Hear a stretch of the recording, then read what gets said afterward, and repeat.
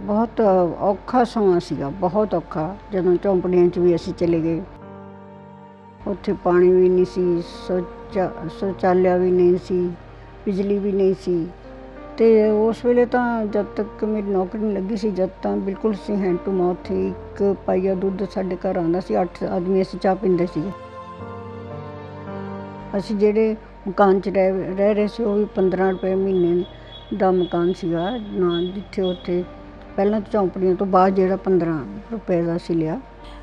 ਹੁਣ ਵੀ ਹੁੰਦਾ ਹੋਵੇਗਾ ਇੱਦਾਂ ਸ਼ਾਇਦ, ਪਰ ਪੜ੍ਹਨ ਵਾਲਿਆਂ ਲਈ ਇਹ ਬੜੀ ਹੈਰਾਨੀ ਦੀ ਗੱਲ ਸੀਗੀ ਵੀ ਤੁਸੀਂ ਅਤੇ ਤੁਹਾਡੀ ਬੇਟੀ ਇੱਕੋ ਕਲਾਸ 'ਚ ਹੈ ਨਾ ਪੜ੍ਹਦੇ ਸੀ। ਇੱਕੋ ਕਲਾਸ ਕੀਤੇ, BA ਅਸੀਂ ਇਕੱਠਿਆਂ ਨੇ ਕੀਤੀ। ਕਰੋ ਜ਼ਿੰਦਗੀ 'ਚ 2 ਵਾਰ ਮੈਂ ਕੋਸ਼ਿਸ਼ ਕੀਤੀ ਸੁਸਾਈਡ ਕਰਨ ਦੀ, ਲੇਕਿਨ ਬੱਚੇ ਤਾਂ ਸਾਹਮਣੇ ਆ ਜਾਂਦੇ ਸੀ ਨਾ। ਮਾਂ ਨੂੰ ਤੇ ਬੱਚਿਆਂ ਤੋਂ ਵੱਧ ਕੁਛ ਹੁੰਦਾ ਨਹੀਂ। ਮੈਂ ਤਾਂ ਇੱਥੇ ਤੱਕ ਵੀ ਨਹੀਂ ਸੋਚਿਆ ਹੈਗਾ ਕਿ ਮੈਂ ਆਪਣੇ ਆਫਿਸ ਦੇ ਵਿੱਚ ਕੰਮ ਕਰ ਰਹੀ ਹਾਂ ਅਤੇ ਆਫਿਸ ਦੇ ਖਿਲਾਫ ਲਿਖ ਰਹੀ ਹਾਂ। ਹਾਂਜੀ, ਅੱਜ ਮੈਂ ਸੋਚਦੀ ਹਾਂ ਵੀ ਆਪਣੇ ਆਫਿਸ ਦੇ ਜੇ ਉਹੀ ਮੈਨੂੰ ਸ਼ੂ ਕਰ ਦਿੰਦੇ ਵੀ ਤੂੰ ਇਹ ਕੀ ਕਰੀ ਜਾ ਰਹੀ ਹੈ। ਮੈਨੂੰ ਜਿਹੜੀਆਂ ਖੇਡਾਂ ਪਸੰਦ ਨੇ ਮੈਂ ਉਹ ਆਪਣੇ ਦਫ਼ਤਰ 'ਚ ਆ ਕੇ ਸਿੱਖੀਆਂ। ਮਤਲਬ ਬੈਡਮਿੰਟਨ ਦੀ ਮੈਂ ਚੈਂਪੀਅਨ ਰਹੀ, TT ਦੀ ਮੈਂ ਚੈਂਪੀਅਨ ਰਹੀ। 9-10 ਸਾਲ ਮੈਂ TT ਦੇ 'ਚੋਂ ਫਸਟ ਆਉਂਦੀ ਰਹੀ, 4 ਗੋਲਡ ਮੈਡਲ ਵੀ ਮਿਲੇ ਮੈਨੂੰ।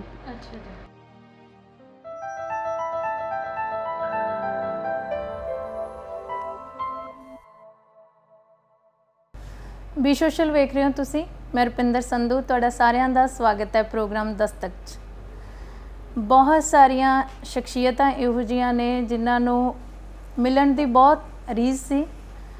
ਖਾਸ ਕਰਕੇ 2 ਸ਼ਖਸੀਅਤਾਂ ਜਿਨ੍ਹਾਂ ਦਾ ਮੈਂ ਨਾਂ ਲੈਣਾ ਚਾਹੂੰਗੀ। ਪਹਿਲੇ ਸੀ ਮੈਮ ਦਲੀਪ ਕੌਰ ਟਿਵਾਣਾ ਅਤੇ ਉਸ ਤੋਂ ਬਾਅਦ ਮੈਮ ਬਚਿੰਤ ਕੌਰ। ਦਲੀਪ ਕੌਰ ਟਿਵਾਣਾ ਉਹਨਾਂ ਨੂੰ ਤਕਰੀਬਨ 1.5 ਵਰ੍ਹੇ ਦਾ ਅਰਸਾ ਹੋ ਗਿਆ ਸਾਡੇ ਤੋਂ ਰੁਖਸਤ ਹੋਇਆਂ, ਪਰ ਉਹਨਾਂ ਦੀਆਂ ਕਿਤਾਬਾਂ, ਉਹਨਾਂ ਦੀਆਂ ਲਿਖਤਾਂ ਦੇ ਨਾਲ ਉਹ ਹਮੇਸ਼ਾ ਉਹਨਾਂ ਦੇ ਚਾਹੁਣ ਵਾਲਿਆਂ ਦੇ ਦਿਲਾਂ ਵਿੱਚ ਜਿਉਂਦੇ ਰਹਿਣਗੇ। ਅਤੇ ਅੱਜ ਉਹਨਾਂ 'ਚੋਂ ਹੀ ਦੂਸਰੀ ਸ਼ਖਸੀਅਤ ਬਚਿੰਤ ਕੌਰ, ਜਿਨ੍ਹਾਂ ਦੇ ਨਾਲ ਮੈਨੂੰ ਬੈਠਣ ਦਾ ਮੌਕਾ ਮਿਲਿਆ। ਮੇਰੇ ਲਈ ਇਹ ਮੁਲਾਕਾਤ ਖਾਸ ਕਰਕੇ ਬਹੁਤ ਉਡੀਕ ਵਾਲੀ ਸੀ, ਕਿਉਂਕਿ ਤਕਰੀਬਨ 1.5 ਵਰ੍ਹੇ ਦਾ ਵਰ੍ਹਾ ਮੈਨੂੰ ਉਹਨਾਂ ਨੂੰ ਉਡੀਕਦੇ ਹੋ ਗਿਆ ਅਤੇ ਅੱਜ ਉਹ ਪਟਿਆਲੇ ਪਹੁੰਚੇ ਨੇ। ਉਹਨਾਂ ਨੇ ਹੁਣ ਤੱਕ 42 ਦੇ ਕਰੀਬ ਕਿਤਾਬਾਂ ਲਿਖੀਆਂ ਨੇ, ਪਰ ਸਭ ਤੋਂ ਖਾਸ ਉਹਨਾਂ ਦੀ ਸਵੈ ਜੀਵਨੀ ਪਗਡੰਡੀਆਂ ਉਸ ਹਰ ਇਨਸਾਨ ਨੂੰ ਪੜ੍ਹਨੀ ਚਾਹੀਦੀ ਹੈ ਜਿਹਨੂੰ ਲੱਗਦਾ ਕਿ ਜ਼ਿੰਦਗੀ ਦੇ ਵਿੱਚ ਬਹੁਤ ਛੋਟੀਆਂ ਮੁਸ਼ਕਿਲਾਂ ਨੇ ਸਾਨੂੰ ਨਿਰਾਸ਼ ਕਰ ਦਿੰਦੀਆਂ ਨੇ। ਪਰ ਜਦੋਂ ਤੁਸੀਂ ਉਹਨਾਂ ਦੀ ਇਹ ਕਿਤਾਬ ਪੜ੍ਹਦੇ ਹੋ ਤਾਂ ਤੁਹਾਨੂੰ ਲੱਗਦਾ ਹੈ ਕਿ ਸਬਰ, ਸਹਿਜ ਇਨਸਾਨ ਨੂੰ ਇੱਕ ਦਿਨ ਇਹੋ ਜਿਹੇ ਮੁਕਾਮ 'ਤੇ ਪਹੁੰਚਾ ਦਿੰਦਾ ਜਿਸ ਮੁਕਾਮ 'ਤੇ ਉਹ ਅੱਜ ਬੈਠੇ ਨੇ। ਬਹੁਤ ਵਰ੍ਹੇ ਪਹਿਲਾਂ ਉਹਨਾਂ ਦੀ ਇਹ ਸਵੈ ਜੀਵਨੀ ਜਗਬਾਣੀ ਅਖਬਾਰ ਵਿੱਚ ਛਪਦੀ ਹੁੰਦੀ ਸੀ ਤਾਂ ਪਾਠਕਾਂ ਨੂੰ ਹਮੇਸ਼ਾ ਉਡੀਕ ਰਹਿੰਦੀ ਸੀ। ਉਹਨਾਂ ਦੇ ਹੀ ਇੱਕ ਪਾਠਕ ਜਿਹੜੇ ਮੇਰੇ ਗੁਆਂਢ 'ਚ ਰਹਿੰਦੇ ਨੇ, ਉਹਨਾਂ ਨੇ ਮੈਨੂੰ ਇੱਕ ਵਾਰ ਕਿਹਾ ਸੀ ਕਿ ਜਦੋਂ ਮੈਮ ਬਚਿੰਤ ਕੌਰ ਮਿਲਣ ਤਾਂ ਉਹਨਾਂ ਨੂੰ ਇਹ ਜ਼ਰੂਰ ਸੁਨੇਹਾ ਦੇਣਾ ਕਿ ਜਦੋਂ ਵੀ ਮੈਂ ਉਹਨਾਂ ਦੀ ਕਿਤਾਬ ਕਾਲਮ ਦੇ ਰੂਪ ਵਿੱਚ ਪੜ੍ਹਦੀ ਸੀ ਤਾਂ ਹਰ ਹਫ਼ਤੇ ਮੇਰੇ ਕਈ ਘੰਟੇ ਰੋਂਦਿਆਂ ਗੁਜ਼ਰ ਜਾਂਦੇ ਸੀ। ਅੱਜ ਉਸ ਸ਼ਖਸੀਅਤ ਨੂੰ ਤੁਹਾਨੂੰ ਮਿਲਾਉਂਦਿਆਂ ਮੈਨੂੰ ਬੇਹੱਦ ਖੁਸ਼ੀ ਹੋ ਰਹੀ ਹੈ। ਉਹਨਾਂ ਦਾ ਸਵਾਗਤ ਕਰਦੇ ਹਾਂ। ਸਤਿ ਸ਼੍ਰੀ ਅਕਾਲ ਮੈਮ। ਸਤਿ ਸ਼੍ਰੀ ਅਕਾਲ ਜੀ, ਬਹੁਤ ਖੁਸ਼ੀ ਹੋਈ ਤੁਹਾਡੇ ਸਟੂਡੀਓ ਆ ਕੇ। ਮੈਨੂੰ ਬਿਲਕੁਲ ਨਹੀਂ ਲੱਗ ਰਿਹਾ ਕਿ ਇਹ ਇੱਕ ਇੰਟਰਵਿਊ ਆ, ਕਿਉਂਕਿ ਮੈਂ ਇੰਨੀਆਂ ਗੱਲਾਂ ਤੁਹਾਡੇ ਨਾਲ ਫੋਨ 'ਤੇ ਕੀਤੀਆਂ ਨੇ ਤਾਂ ਮੈਨੂੰ ਲੱਗਦਾ ਹੁੰਦਾ ਵੀ ਉਹ ਸਾਰੀਆਂ ਗੱਲਾਂ ਅੱਜ ਤੁਸੀਂ ਸੁਣਾ ਕੇ ਜਾਓ, ਹੈ ਨਾ।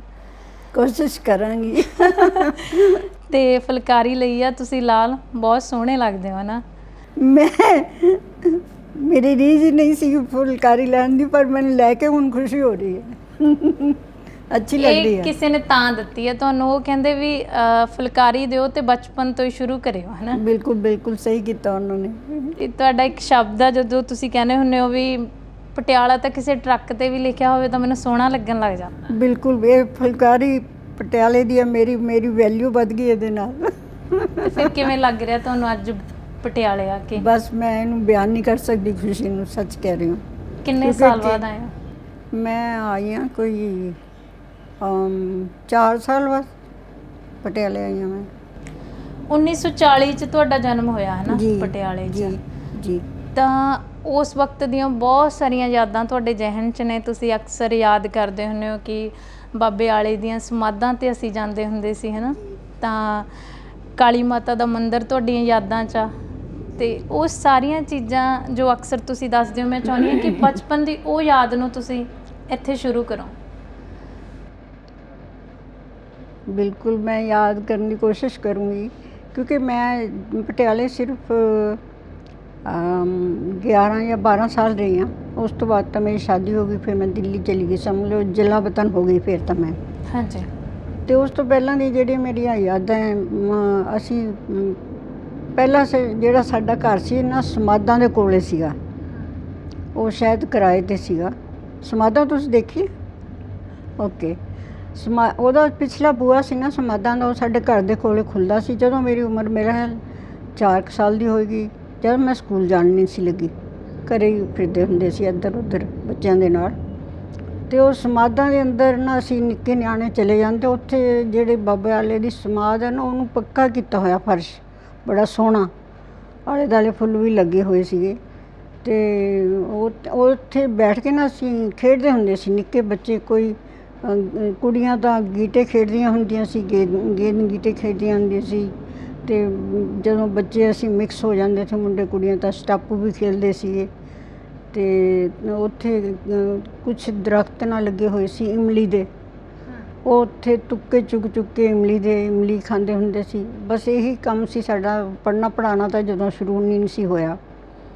ਅਤੇ ਉੱਥੇ ਹੀ ਅਸੀਂ ਫਿਰ ਜਦੋਂ ਮੈਨੂੰ ਰੱਸੀ ਟੱਪਣਾ ਨਹੀਂ ਸੀ ਆਉਂਦਾ ਸੀ, ਉਹ ਰੱਸੀ ਟੱਪਣਾ ਵੀ ਮੈਂ ਬਾਬਾ ਅੱਲਾ ਦੀਆਂ ਸਮਾਧਾਂ 'ਤੇ ਹੀ ਸਿੱਖਿਆ। ਸਭ ਮੇਰਾ ਬਚਪਨ ਸਮਝ ਲਓ ਜਿਹੜਾ ਮੇਨ ਸੀਗਾ ਉਸੇ ਘਰ 'ਚ ਗੁਜ਼ਰਿਆ। ਉਸ ਮੁਹੱਲੇ ਦਾ ਨਾਂ ਸ਼ਾਇਦ ਤੁਸੀਂ ਸੁਣਿਆ ਨਾ ਹੋਵੇ, ਜੀ ਰਾਜ ਦਾ ਮੁਹੱਲਾ ਉਹਦਾ ਨਾਂ ਹੈ। ਅੱਛਾ ਜੀ। ਸਮਾਧਾਂ ਦੇ ਨਾਲ ਲੱਗਦਾ ਉਹ। ਅਤੇ ਉਸੇ ਗਲੀ ਦੇ ਵਿੱਚ ਨਾ ਮੇਰੀ ਭੂਆ ਦਾ ਘਰ ਵੀ ਸੀਗਾ, ਜਿਹਦੇ 'ਚ ਅਸੀਂ ਪਹਿਲਾਂ ਰਹਿੰਦੇ ਸੀ। ਫਿਰ ਮੇਰੀ ਭੂਆ ਨੇ ਸਾਨੂੰ ਦੇ ਦਿੱਤਾ ਸੀ। ਮੇਰੇ ਬ੍ਰਦਰ ਦਾ ਵੀ ਇੱਕ ਦਾ, ਬਲਦੀਪ ਸਿੰਘ ਦਾ ਜਿਹੜਾ ਮੇਰਾ ਵੱਡਾ ਬ੍ਰਦਰ ਸੀ, ਮੇਰੇ ਤੋਂ ਬਾਅਦ ਹੋਇਆ ਬਲਵੰਤ ਸਿੰਘ। ਉਸ ਤੋਂ ਬਾਅਦ ਜਿਹੜਾ ਪੈਦਾ ਹੋਇਆ ਸੀ ਉਹ ਉਸੇ ਘਰ 'ਚ ਪੈਦਾ ਹੋਇਆ ਸੀਗਾ। ਅਤੇ ਇਸ ਖੁਸ਼ੀ 'ਚ ਮੇਰੇ ਮਦਰ ਨੇ ਨਾ, ਜਦ ਤੱਕ ਮੇਰੀ ਦਾਦੀ ਜਿਉਂਦੀ ਸੀ, ਉਹਨੇ ਤੀਆਂ ਲਗਵਾਈਆਂ ਸੀ ਇਸ ਖੁਸ਼ੀ 'ਚ ਕਿ ਸਾਡੇ ਘਰ ਪੋਤਾ ਹੋਇਆ। ਅਤੇ ਤਾਂ ਮੇਰੀ ਮਾਂ ਨੂੰ ਬੜੇ ਸੋਹਣੇ ਸੋਹਣੇ ਕੱਪੜੇ ਪਾ ਕੇ ਪੀੜ੍ਹੀ 'ਤੇ ਬਿਠਾ ਕੇ ਤੀਆਂ ਦੇ ਵਿਚਕਾਰ ਬੱਚੇ ਨੂੰ ਲੈ ਕੇ ਬਿਠਾਇਆ ਗਿਆ ਸੀਗਾ। ਬਲਦੀਪ ਹੈ ਉਹਦਾ ਨਾਂ। ਜਦੋਂ ਮੈਂ ਤਾਂ ਬੜੀ ਛੋਟੀ ਹੁੰਦੀ ਸੀਗੀ। ਅਤੇ ਉਸ ਮੁਹੱਲੇ ਵਿੱਚ ਜਦੋਂ ਕੁਛ ਘਰ ਮੁਸਲਮਾਨਾਂ ਦੇ ਵੀ ਹੁੰਦੇ ਸੀ, ਇੱਕ ਕੁੜੀ ਦਾ ਨਾਂ ਢੋਲ ਸੀਗਾ, ਅਤੇ ਉਹਨੂੰ ਬੜਾ ਛੇੜਦੇ ਸੀ ਬੱਚੇ। ਅਤੇ ਉਸੇ ਮੁਹੱਲੇ 'ਚ ਮੈਂ ਲੁਕਣ ਮਚਾਈਆਂ ਖੇਡਦੀ। ਬਸ ਮੇਰਾ ਬਚਪਨ ਜਿਹੜਾ ਸੀ ਉੱਥੇ 4 ਸਾਲ ਤੱਕ ਉੱਥੇ ਬੀਤਿਆ। ਉਸ ਤੋਂ ਬਾਅਦ ਅਸੀਂ ਇੱਕ ਹੋਰ ਘਰ ਬਦਲਿਆ, ਰਾਗੋ ਮਾਜਰੇ 'ਚ ਆ ਗਏ। ਰਾਗੋ ਮਾਜਰੇ 'ਚ ਇੱਕ ਧਰਮਸ਼ਾਲਾ ਸੀ ਸਾਡੇ ਘਰ ਦੇ ਕੋਲੇ। ਉੱਥੇ ਇੱਕ ਹਿੰਦੂ ਲੇਡੀ ਨਾ, ਰਾਗੋ ਪਤਾ ਨਹੀਂ ਉਹਦਾ ਰਾਮ ਦੇਵੀ ਕੀ ਨਾਂ ਸੀ, ਉਹ ਕਥਾ ਕਰਨ ਆਉਂਦੀ ਹੁੰਦੀ ਸ਼ਾਮ ਨੂੰ, ਕਿਸੇ ਪਰਟੀਕੂਲਰ ਡੇ 'ਤੇ ਆਉਂਦੀ ਸੀ, ਸੰਡੇ ਜਾਂ ਸੈਟਰਡੇ। ਅਤੇ ਉਹ ਸਾਰੇ ਉਹਦੀ ਕਥਾ ਸੁਣ ਜਾਂਦੇ ਹੁੰਦੇ ਸੀ। ਅਤੇ ਉੱਥੇ ਹੀ ਨਾ ਮੈਨੂੰ ਇੱਕ ਬਹੁਤ ਅੱਛੀ ਗੱਲ ਤੁਹਾਨੂੰ ਸੁਣਾਵਾਂ। ਉੱਥੇ ਹੀ ਨਾ ਇੱਕ ਧਰਮਸ਼ਾਲਾ ਸੀ, ਧਰਮਸ਼ਾਲਾ ਦੇ ਅੱਗੇ ਹੀ ਨਾ 2-3 ਦੁਕਾਨਾਂ ਸੀ। ਉੱਥੇ ਚੀਨੀ ਉਹਨਾਂ ਦਿਨਾਂ 'ਚ ਬੜੀ ਕਾਰਡ 'ਤੇ ਮਿਲਦੀ ਹੁੰਦੀ ਸੀ। ਚੀਨੀ ਮਤਲਬ ਅਵੇਲੇਬਲ ਨਹੀਂ ਹੁੰਦੀ ਸੀ ਸ਼ਾਇਦ ਜਦੋਂ। ਅਤੇ ਉੱਥੇ ਨਾ ਇੱਕ ਨਚਾਰ ਟੋਲੀ ਆਉਂਦੀ ਹੁੰਦੀ ਸੀ। ਹਾਂਜੀ। ਉਹਨਾਂ ਦੇ ਤੁਸੀਂ ਤਾਂ ਕਦੇ ਸ਼ਾਇਦ ਨਾ ਦੇਖੇ ਹੋਣ, ਤੁਹਾਡੀ ਪੀੜ੍ਹੀ ਨੇ ਨਚਾਰ, ਸਾਡੀ ਪੀੜ੍ਹੀ ਨੇ ਦੇਖੇ ਨੇ। ਅਤੇ ਉਹ ਰਾਤ ਨੂੰ ਮਤਲਬ 4-5 ਹੁੰਦੇ ਸੀ। ਇੱਕ ਢੋਲਕੀ ਵਜਾਉਂਦਾ ਸੀ, ਇੱਕ ਹੋਰ ਕੋਈ ਮਿਊਜ਼ਿਕ ਵਜਾਉਂਦਾ ਸੀ, ਇੱਕ ਬਾਜਾ ਵਜਾਉਂਦਾ ਸੀ। ਇੱਕ ਬੜਾ ਸੋਹਣਾ ਉਹਨਾਂ ਦੇ ਵਿੱਚ ਨਚਾਰ ਹੁੰਦਾ ਸੀਗਾ, ਬੜਾ ਲੰਬਾ ਪਤਲਾ, ਗੁੱਤ ਕਰੀ ਹੁੰਦੀ ਸੀ ਉਹਨੇ, ਮੂਹਰੇ ਸਿੱਟੀ ਹੁੰਦੀ ਸੀ। ਅਤੇ ਉਹ ਬੜਾ ਸੋਹਣਾ ਅੱਛੇ ਗੀਤ ਗਾ ਕੇ ਨਾ ਨੱਚਦਾ ਹੁੰਦਾ ਸੀ। ਅਤੇ ਸਾਡਾ ਸਾਰਾ ਜਿਹੜਾ ਮੁਹੱਲਾ ਸੀ ਨਾ, ਬਨੇਰਿਆਂ 'ਤੇ ਬੈਠ ਕੇ ਉਹ ਨਾਚ ਦੇਖਦਾ ਸੀਗਾ। ਮੇਰਾ ਖਿਆਲ ਉਹਨਾਂ ਦਿਨਾਂ 'ਚ ਆਮ ਲੋਕਾਂ ਨੂੰ ਸਿਨੇਮਾ ਨਹੀਂ ਸੀ ਦੇਖਣ ਨੂੰ ਮਿਲਦਾ, ਤਾਂ ਉਹ ਇਹੀ ਦੇਖਦੇ ਹੋਣਗੇ। ਉਹ ਨਾਚ ਮੈਂ ਵੀ 2-3 ਵਾਰ ਦੇਖਿਆ। ਮੈਨੂੰ ਅੱਜ ਵੀ ਉਸ ਨਚਾਰ ਦੀਆਂ 2 ਲਾਈਨਾਂ ਯਾਦ ਨੇ। ਦਿਲ ਤੜਪਾਉਣਾ ਅੱਛੀ ਗੱਲ ਨਹੀਂ, ਕੋਈ ਦਿਲ ਦਾ ਲਗਾਉਣਾ ਅੱਛੀ ਗੱਲ ਨਹੀਂ, ਦਿਲ ਤੜਪਾਉਣਾ ਅੱਛੀ ਗੱਲ ਨਹੀਂ, ਐਸਾ ਸੀਗਾ। ਗਾਉਣਾ ਆਉਂਦਾ ਤੁਹਾਨੂੰ? ਨਹੀਂ, ਇਹ ਤਾਂ ਨਹੀਂ ਆਉਂਦਾ, ਹੋਰ ਸੁਣਾ ਦਾਂਗੀ ਮੈਂ। ਅਤੇ ਉਸ ਗਲੀ ਦੇ ਵਿੱਚ ਨਾ ਇੱਕ ਫੌਜੀ ਰਹਿੰਦਾ ਸੀ, ਜਿੱਥੇ ਤੱਕ ਮੈਨੂੰ ਯਾਦ ਹੈ। ਉਹ ਦਾਦਾ ਅਤੇ ਪੋਤੀ ਰਹਿੰਦੇ ਸੀ। ਫੌਜੀ ਅਕਸਰ ਨਾ ਆਪਣੀ ਡਿਊਟੀ 'ਤੇ ਬਾਹਰ ਰਹਿੰਦਾ ਸੀ, ਸ਼ਹਿਰੋਂ ਬਾਹਰ, ਪਟਿਆਲੇ ਤੋਂ ਬਾਹਰ। ਇੱਕ ਦਿਨ ਉੱਥੇ ਜਿਹੜੀ ਉਸ ਘਰ 'ਚ ਜਿਹੜੀ ਪੋਤੀ ਸੀ ਉਹ ਕਾਫੀ ਯੰਗ ਸੀ, ਫੱਤੋ ਸੀ ਉਹਦਾ ਨਾਂ, ਸੱਚਮੁੱਚ ਫੱਤੋ ਹੀ ਸੀਗਾ। ਤੇ ਉਹ ਦਾਦਾ ਤਾਂ ਬਿਮਾਰ ਜਿਹਾ ਰਹਿੰਦਾ ਸੀ, ਮਤਲਬ ਉਹਨੂੰ ਕੋਈ ਖਾਸ ਪਤਾ ਨਹੀਂ ਲੱਗਦਾ ਸੀ ਕੌਣ ਆਉਂਦਾ ਕੌਣ ਜਾਂਦਾ। ਮੇਰੀ ਉਮਰ ਵੀ ਉਸ ਵੇਲੇ ਇਹੀ 4 ਸਾਲ ਦੀ ਹੋਣੀ, ਜ਼ਿਆਦਾ ਤਾਂ ਨਹੀਂ ਹੋਣੀ, ਕਿਉਂਕਿ ਮੈਂ ਸਕੂਲ ਜਾਣ ਨਹੀਂ ਸੀ ਲੱਗੀ। ਹਾਂਜੀ। ਤੇ ਉਹ ਨਚਾਰ ਟੋਲੀ ਸੀ ਨਾ ਜਿਹੜੀ, ਉਹਦੇ ਵਿੱਚ ਜਿਹੜਾ ਉਹ ਨਚਾਰ ਸੀ ਨਾ, ਉਹ ਲੜਕੀ ਉਹਦੇ ਉੱਤੇ ਫਿਦਾ ਹੋ ਗਈ, ਉਹ ਜਿਹੜੀ ਫੱਤੋ ਸੀ। ਅੱਛਾ ਜੀ। ਇਹ ਮੈਨੂੰ ਹੁਣ ਸਮਝ ਲੱਗ ਰਹੀ ਹੈ ਗੱਲ, ਜਦੋਂ ਤਾਂ ਨਹੀਂ, ਪਰ ਮੈਂ ਇੱਕ ਕਹਾਣੀ ਇਸ 'ਤੇ ਲਿਖੀ ਸੀ। ਅਤੇ ਉਹਨੂੰ ਅੱਧੀ ਕੁ ਰਾਤ ਹੋਈ, ਪਤਾ ਨਹੀਂ ਜਾਂ 10 ਵਜੇ ਹੋਣੇ ਜਾਂ ਰਾਤ ਸ਼ੁਰੂ ਹੀ ਹੋਣੀ, ਕਹਿ ਨਹੀਂ ਸਕਦੀ। ਉਹ ਨਾ ਮੇਰੀ ਮੰਮੀ ਕੋਲ ਆਏ, ਬੇਬੇ ਜੀ ਕਹਿੰਦੇ ਸੀ ਅਸੀਂ ਆਪਣੀ ਮਾਂ ਨੂੰ, ਅਤੇ ਨਾ ਅੱਜ ਮੈਂ ਬਚਿੰਤ ਨੂੰ ਮੇਰੇ ਘਰ ਭੇਜ ਦਿਓ, ਮੈਂ ਇਕੱਲੀ ਹਾਂ, ਦਾਦਾ ਜੀ ਦੀ ਤਬੀਅਤ ਖਰਾਬ ਹੈ, ਮੈਂ ਚਾਹੁੰਦੀ ਹਾਂ ਇਹ ਮੇਰੇ ਨਾਲ ਸੋਏ। ਬੇਬੇ ਨੇ ਕਿਹਾ ਅੱਛਾ। ਨਾਲ ਹੀ ਨਾਲ ਘਰ ਸੀ ਸਾਡਾ। ਉਹ ਲੈ ਗਈ ਮੈਨੂੰ। ਜਦੋਂ ਸਾਰੇ ਖਾ ਪੀ ਕੇ ਬੱਤੀਆਂ ਬੁੱਤੀਆਂ ਜਾਂ ਉਹਨਾਂ ਦਿਨਾਂ 'ਚ ਲਾਈਟ ਤਾਂ ਕਿਸੇ ਦੇ ਘਰ ਨਹੀਂ ਸੀ, ਲਾਲਟਨਾਂ ਹੁੰਦੀਆਂ ਸੀ। ਹਾਂਜੀ। ਲਾਲਟਨਾਂ ਬੁਝਾ ਬੁਝੂ ਕੇ ਜਦੋਂ ਉਹ ਵੀ ਫੱਤੋ ਵੀ ਪੈ ਗਈ, ਸਭ ਕੁਛ ਹੋ ਗਿਆ। ਪਤਾ ਨਹੀਂ ਹੁਣ ਥੋੜ੍ਹੀ ਦੇਰ ਬਾਅਦ ਕੀ ਹੋਇਆ, ਮੈਨੂੰ ਉਹਨੇ ਜਗਾਇਆ, ਬਚਿੰਤ ਉੱਠ, ਬਚਿੰਤ ਉੱਠ, ਉਠਾ ਲਿਆ ਅਤੇ ਮੇਰੇ ਸਿਰ 'ਤੇ ਨਾ ਵੱਡਾ ਸਾਰਾ ਚੁੰਮਟ ਜਿਹਾ ਦੇ ਦਿੱਤਾ, ਕੋਈ ਕੱਪੜਾ, ਅਤੇ ਉਂਗਲੀ ਫੜ ਕੇ ਮੈਨੂੰ ਕਹਿੰਦੀ ਮੇਰੇ ਨਾਲ ਚੱਲ। ਅੱਛਾ ਜੀ। ਅਤੇ ਮੈਂ ਉਹਦੇ ਨਾਲ ਨਾਲ ਤੁਰਦੀ ਰਹੀ। ਹਨੇਰਾ ਸੀ, ਕੁੱਪ ਰਾਤ। 2-3 ਗਲੀਆਂ ਲੰਘ ਕੇ ਨਾ ਉਹ ਜਿਹੜੀ ਧਰਮਸ਼ਾਲਾ ਸੀ, ਧਰਮਸ਼ਾਲਾ ਦੀ ਗਲੀ ਮੁੜ ਕੇ 3-4 ਬੂਹੇ ਲੰਘ ਕੇ ਨਾ ਉਹਨੇ ਇੱਕ ਦਰਵਾਜ਼ਾ ਖੋਲ੍ਹਿਆ, ਹੌਲੀ ਦੇ ਕੇ। ਖੁੱਲ੍ਹਾ ਹੀ ਸੀ ਉਹ, ਅੰਦਰੋਂ ਕੁੰਡੀ ਕੰਡੀ ਨਹੀਂ ਸੀ ਲੱਗੀ ਹੋਈ। ਅਤੇ ਉਹ ਅੰਦਰ ਲੰਘ ਗਈ, ਅੰਦਰ ਲੰਘੀ। ਅੰਦਰ ਜਿਉਂ ਹੀ ਲੰਘੀ ਨਾ, ਬਾਹਰ ਇੱਕ ਕੁੱਤਾ ਭੌਂਕਿਆ, ਮੇਰੀ ਤਾਂ ਜਾਨ ਨਿਕਲ ਗਈ। ਅਤੇ ਉਹ ਅੰਦਰ ਪਹਿਲਾਂ ਛੋਟਾ ਜਿਹਾ, ਜਿਹਨੂੰ ਆਪਾਂ ਵਿਹੜਾ ਕਹਿੰਦੇ ਹਾਂ, ਛੋਟਾ ਜਿਹਾ ਹੀ ਹੋਏਗਾ, ਇੱਕ ਮੰਜਾ ਉੱਥੇ ਡਿਆ ਸੀ, ਉਹਨੇ ਉੱਥੇ ਮੈਨੂੰ ਬਿਠਾ ਤਾ। ਅਤੇ ਜਿਉਂ ਮੈਨੂੰ ਬਿਠਾਇਆ ਨਾ, ਅੰਦਰੋਂ ਜਿਹੜਾ ਅੰਦਰਲਾ ਕਮਰਾ ਸੀ, ਪਤਾ ਨਹੀਂ ਉਹਨੂੰ ਆਪਾਂ ਕੋਠੜੀ ਕਹਿੰਦੇ ਹਾਂ ਕਿ ਕੀ, ਉਹਦੇ ਵਿੱਚੋਂ ਕਿਸੇ ਨੇ ਬੱਤੀ ਜਲਾਈ। ਹਾਂਜੀ। ਸੀਂਖ ਡੱਬੀ ਵਾਲੀ ਸੀ।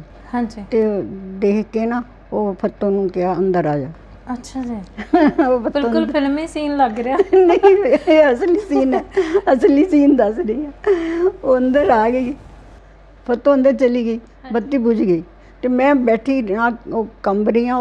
ਉਹ ਕੁੱਤਾ ਨਾ ਬਾਰ ਭੌਂਕ ਰਿਹਾ, ਅਤੇ ਫਿਰ ਜਿਉਂ ਹੀ ਕੁੱਤਾ ਭੌਂਕ ਕੇ ਉਹ ਫੱਤੋ ਆ ਕੇ ਮੇਰੇ ਮੂੰਹ 'ਚ ਇੱਕ ਬਿਸਕੁਟ ਦੇ ਲਿਆ ਕਰ, ਮੂੰਹ ਬੰਦ ਕਰੇ। ਪਰ ਮੈਨੂੰ ਤਾਂ ਡਰ ਲੱਗ ਰਿਹਾ ਸੀ, ਮੇਰੀ ਚੀਕ ਤਾਂ ਨਿਕਲ ਰਹੀ ਸੀ। ਖੈਰ ਉਹ ਇਹ ਕਿੰਨੀ ਦੇਰ ਤਮਾਸ਼ਾ ਹੋਇਆ ਮੈਂ ਨਹੀਂ ਕਹਿ ਸਕਦੀ।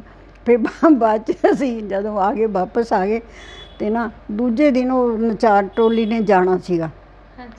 ਉਹ ਜਦ ਨੱਚਦੇ ਹੁੰਦੇ ਸੀ ਨਾ, ਉਹ ਨਚਾਰ, ਅਤੇ ਸਾਡਾ ਸਾਰਾ ਮੁਹੱਲਾ ਨਾ ਆਪਣੇ ਆਪਣੇ ਬਨੇਰਿਆਂ 'ਤੇ ਬੈਠ ਕੇ ਉਹ ਨਾਚ ਦੇਖਦਾ ਸੀਗਾ।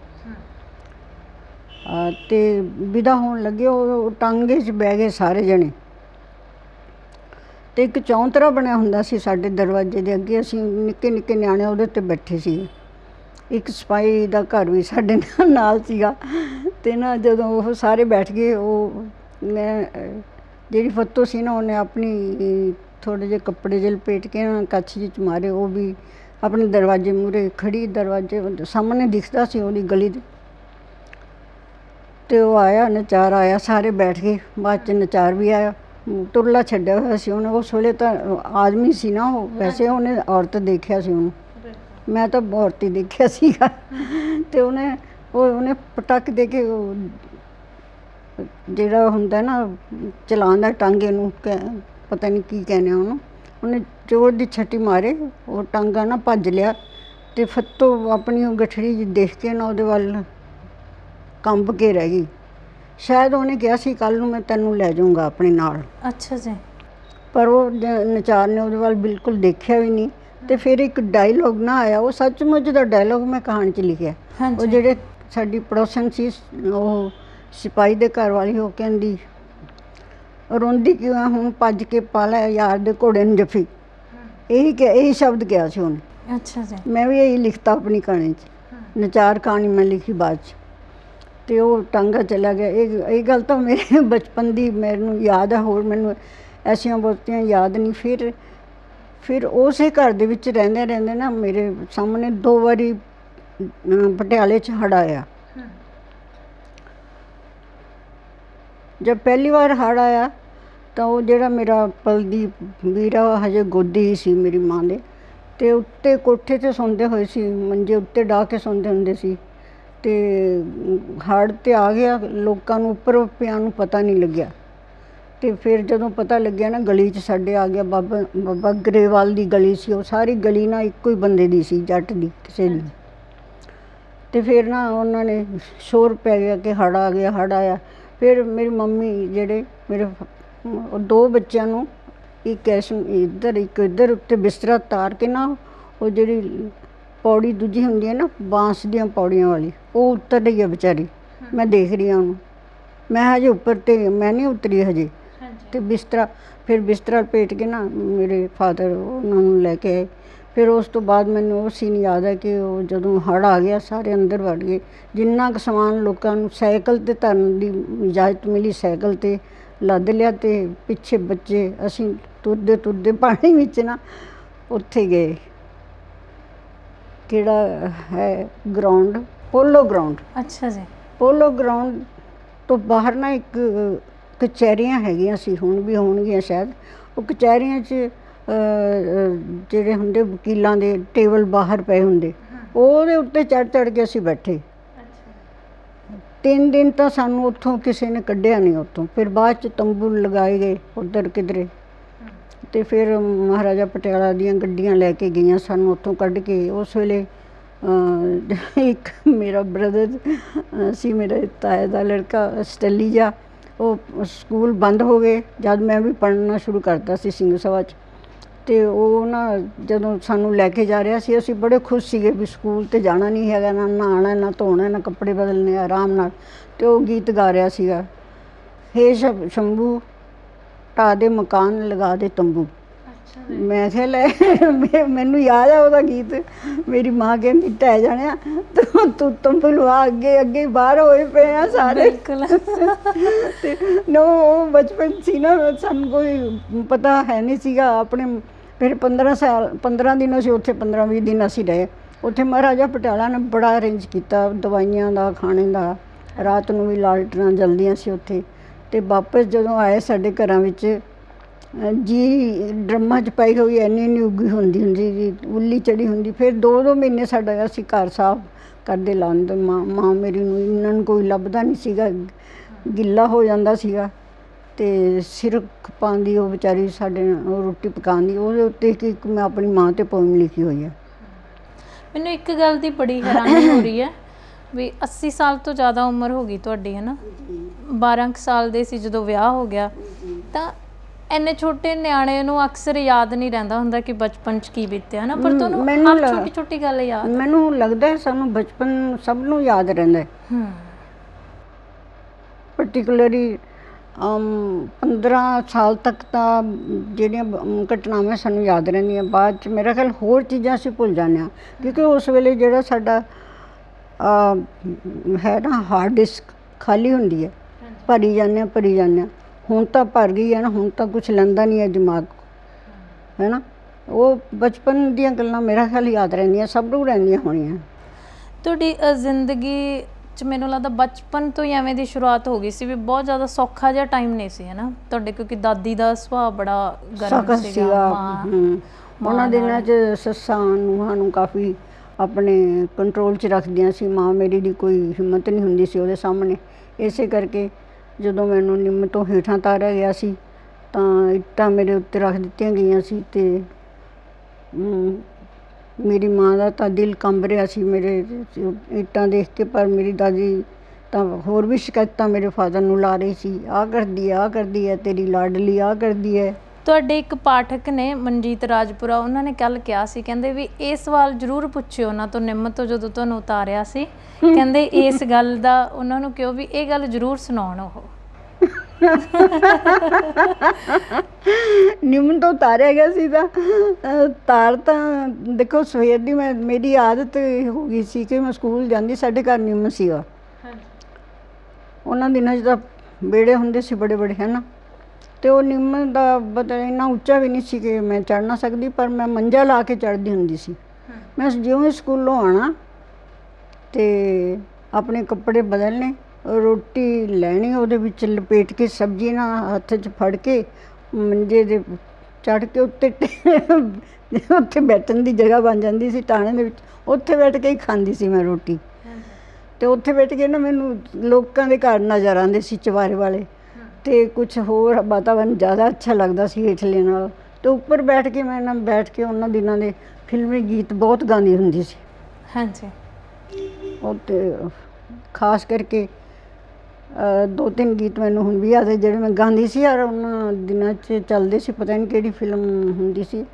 ਰੱਸੀ ਉੱਤੇ ਟੰਗਿਆ ਦੁਪੱਟਾ ਮੇਰਾ ਡੋਲਦਾ, ਉੱਡ ਪੁੱਡ ਜਾਣਾ ਮੁੱਖੋਂ ਹੱਸਦਾ ਨਹੀਂ ਬੋਲਦਾ, ਰੱਸੀ ਉੱਤੇ ਟੰਗਿਆ ਦੁਪੱਟਾ ਮੇਰਾ ਡੋਲਦਾ। ਅਤੇ ਇਸੇ ਤਰ੍ਹਾਂ ਇੱਕ ਮੁਹੰਮਦ ਰਫੀ ਦਾ ਗੀਤ ਸੀਗਾ, ਮੁੰਡਾ ਮੋਹ ਲਿਆ ਤਬੀਤਾਂ ਵਾਲਾ ਦਮੜੀ ਦਾ ਸੱਕ ਮਲ ਕੇ। ਗੀਤ ਮੈਨੂੰ ਲੱਗਦਾ ਦੱਸਦੇ ਰਹੋਗੇ, ਸੁਣਾਉਂਦੇ ਨਹੀਂ ਹੈ ਨਾ?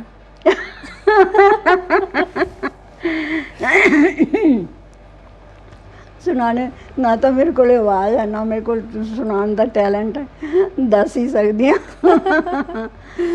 ਅਤੇ ਹੋਰ ਵੀ ਮੇਰੀਆਂ ਕੁਛ ਅਜੀਬ ਹਰਕਤਾਂ ਹੁੰਦੀਆਂ ਸੀਗੀਆਂ ਬਚਪਨ 'ਚ। ਮੇਰੇ ਖਿਆਲ ਮੈਂ ਜੋ ਨਾ ਬਹੁਤ ਹੀ ਇਲਤੀ ਜਿਹਾ ਬੱਚਾ ਸੀ, ਬਹੁਤੀ ਮਤਲਬ ਇਲਤ ਕਰਨਾ ਫਾਲਤੂ ਦੇ ਫਜ਼ੂਲ ਦੇ। ਇਹੀ ਮੈਨੂੰ ਤਾਂ ਯਾਦ ਹੈ ਕਿ ਮੈਂ ਜ਼ਿਆਦਾ ਸ਼ਰਾਰਤਾਂ ਕਰਦੀ ਸੀ, ਗਲਤੀਆਂ ਵੀ ਬਹੁਤ ਕਰਦੀ ਸੀ। ਅਤੇ ਮੈਂ ਕਦੇ, ਸਾਡੇ ਘਰ ਵੈਸੇ ਤਾਂ ਕੋਈ ਸਿਨੇਮਾ ਦੇਖਣ ਜਾਂਦਾ ਨਹੀਂ ਹੁੰਦਾ ਸੀ। ਸਿਨੇਮਾ ਨਹੀਂ ਸੀ ਕਹਿੰਦੇ ਉਹਨਾਂ ਦਿਨਾਂ 'ਚ, ਖੇਡ ਦੇਖਣ ਜਾਂਦੇ ਹੁੰਦੇ ਵੀ। ਖੇਡ ਜਿੱਦਾਂ ਅਸੀਂ, ਸਾਡੀ ਜੁਆਇੰਟ ਫੈਮਿਲੀ ਸੀ ਸਾਡੀ ਅਤੇ ਮੇਰੀ ਤਾਇਆ ਜੀ ਦੀ, ਉਹਨਾਂ ਦੇ 7-8 ਬੇਟੇ ਸੀ। ਉਹਨਾਂ ਦਾ 6 ਮਹੀਨੇ ਬਾਅਦ ਵਿਆਹ ਹੋ ਜਾਂਦਾ ਸੀ। ਜਦ ਵਿਆਹ ਹੁੰਦਾ ਸੀ ਨਾ ਇੱਕ ਬੇਟੇ ਦਾ, ਤਾਂ ਫਿਰ ਸਾਰਾ ਟੱਬਰ ਨਾ ਸਿਨੇਮਾ ਦੇਖਣ ਜਾਂਦਾ ਸੀ, ਅਤੇ ਉਹਨਾਂ ਵਿੱਚ ਮੈਂ ਵੀ ਚਲੀ ਜਾਂਦੀ ਸੀ ਰਿਹਾੜ ਕਰਕੇ। ਵੈਸੇ ਤਾਂ ਬੱਚਿਆਂ ਨੂੰ ਨਹੀਂ ਲੈਣ ਜਾਂਦੇ ਉਹਨਾਂ ਦਿਨਾਂ 4 ਆਨੇ ਮੇਰੇ ਖਿਆਲ ਲੱਗਦੇ ਸੀ ਟਿਕਟ ਦੇ। ਔਰਤਾਂ ਅਲੱਗ ਬੈਠਦੀਆਂ ਸੀ ਅਤੇ ਮਰਦ ਅਲੱਗ ਬੈਠਦੇ ਸੀ। ਔਰਤਾਂ ਵਾਸਤੇ ਬੈਕ 'ਤੇ ਇੱਕ ਗੈਲਰੀ ਜਿਹੀ ਬਣੀ ਹੁੰਦੀ ਸੀ। ਖਾਸ ਕਰਕੇ ਅਸੀਂ ਨਾ ਮਾਲਵਾ ਸਿਨੇਮੇ 'ਚ ਦੇਖਦੇ ਸੀ, ਜਦੋਂ ਸਿਨੇਮਾ ਇਹ ਫੂਲ ਨਹੀਂ ਸੀ ਬਣਿਆ। ਮਾਲਵਾ ਦੇਖਿਆ ਤੁਸੀਂ? ਅੱਜ ਕੱਲ੍ਹ ਹੈਗਾ ਮਾਲਵਾ? ਨਹੀਂ, ਮੈਨੂੰ ਲੱਗਦਾ ਹੁਣ ਨਹੀਂ ਹੈ ਇਸ ਟਾਈਮ। ਅੱਛਾ, ਮਾਲਵਾ ਸੀ ਉਹਨਾਂ ਦਿਨਾਂ 'ਚ। ਅਤੇ ਉੱਥੇ ਜਿਹੜੀ ਫਿਲਮ ਲੱਗਦੀ ਸੀ ਨਾ, ਫਿਰ ਉਹਦਾ ਉਸ ਜਿੱਦਣ ਫਿਲਮ ਲੱਗਦੀ ਸੀ ਉਹ ਤੋਂ ਇੱਕ ਹਫ਼ਤਾ ਪਹਿਲਾਂ ਨਾ ਉਹਦਾ ਐਡ ਕਰਨ ਆਉਂਦੇ ਸੀਗੇ।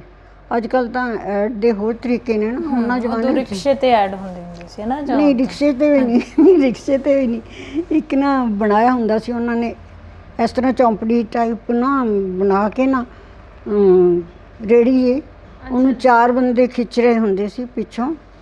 ਉਹਦੇ ਨਾਲ ਲੱਗੇ ਹੁੰਦੇ ਸੀਗੇ ਟੱਲ ਜੇ ਲੱਗੇ, ਉਹ ਖੜਕਦੇ ਸੀ। ਸਾਰੇ ਮਹੱਲੇ ਸੁਣਦਾ ਸੀ ਵੀ ਅੱਜ ਫਰਾਈਡੇ ਨੂੰ ਫਿਲਮ ਚੇਂਜ ਹੁੰਦੀ ਸੀ ਉਹਨਾਂ ਦਿਨਾਂ 'ਚ। ਹਾਂਜੀ। ਅਤੇ ਫਿਰ ਸਾਰੇ ਪਟਿਆਲੇ 'ਚ ਉਹਨੂੰ ਘੁਮਾਉਂਦੇ ਸੀਗੇ ਵੀ ਕੱਲ੍ਹ ਨੂੰ ਫਿਲਮ ਚੇਂਜ ਹੋਣੀ ਆ ਇਹ ਵਾਲੀ। ਅਤੇ ਉਹਦੇ ਨਾਲ ਨਾ ਦੋ ਬੰਦੇ, ਉਹਨਾਂ ਨੂੰ ਕੀ ਕਹਿੰਦੇ, ਕਾਰਟੂਨ ਟਾਈਪ, ਉਹਨਾਂ ਦੀਆਂ ਟੰਗਾਂ ਨੂੰ ਉਹ ਲਾਏ ਹੁੰਦੇ ਸੀ, ਬਾਂਸ ਉੱਚੇ ਉੱਚੇ ਬਣਾਏ ਹੁੰਦੇ ਸੀ। ਉਹ ਅਸੀਂ ਵੀ ਦੇਖੇ ਸਾਡੇ।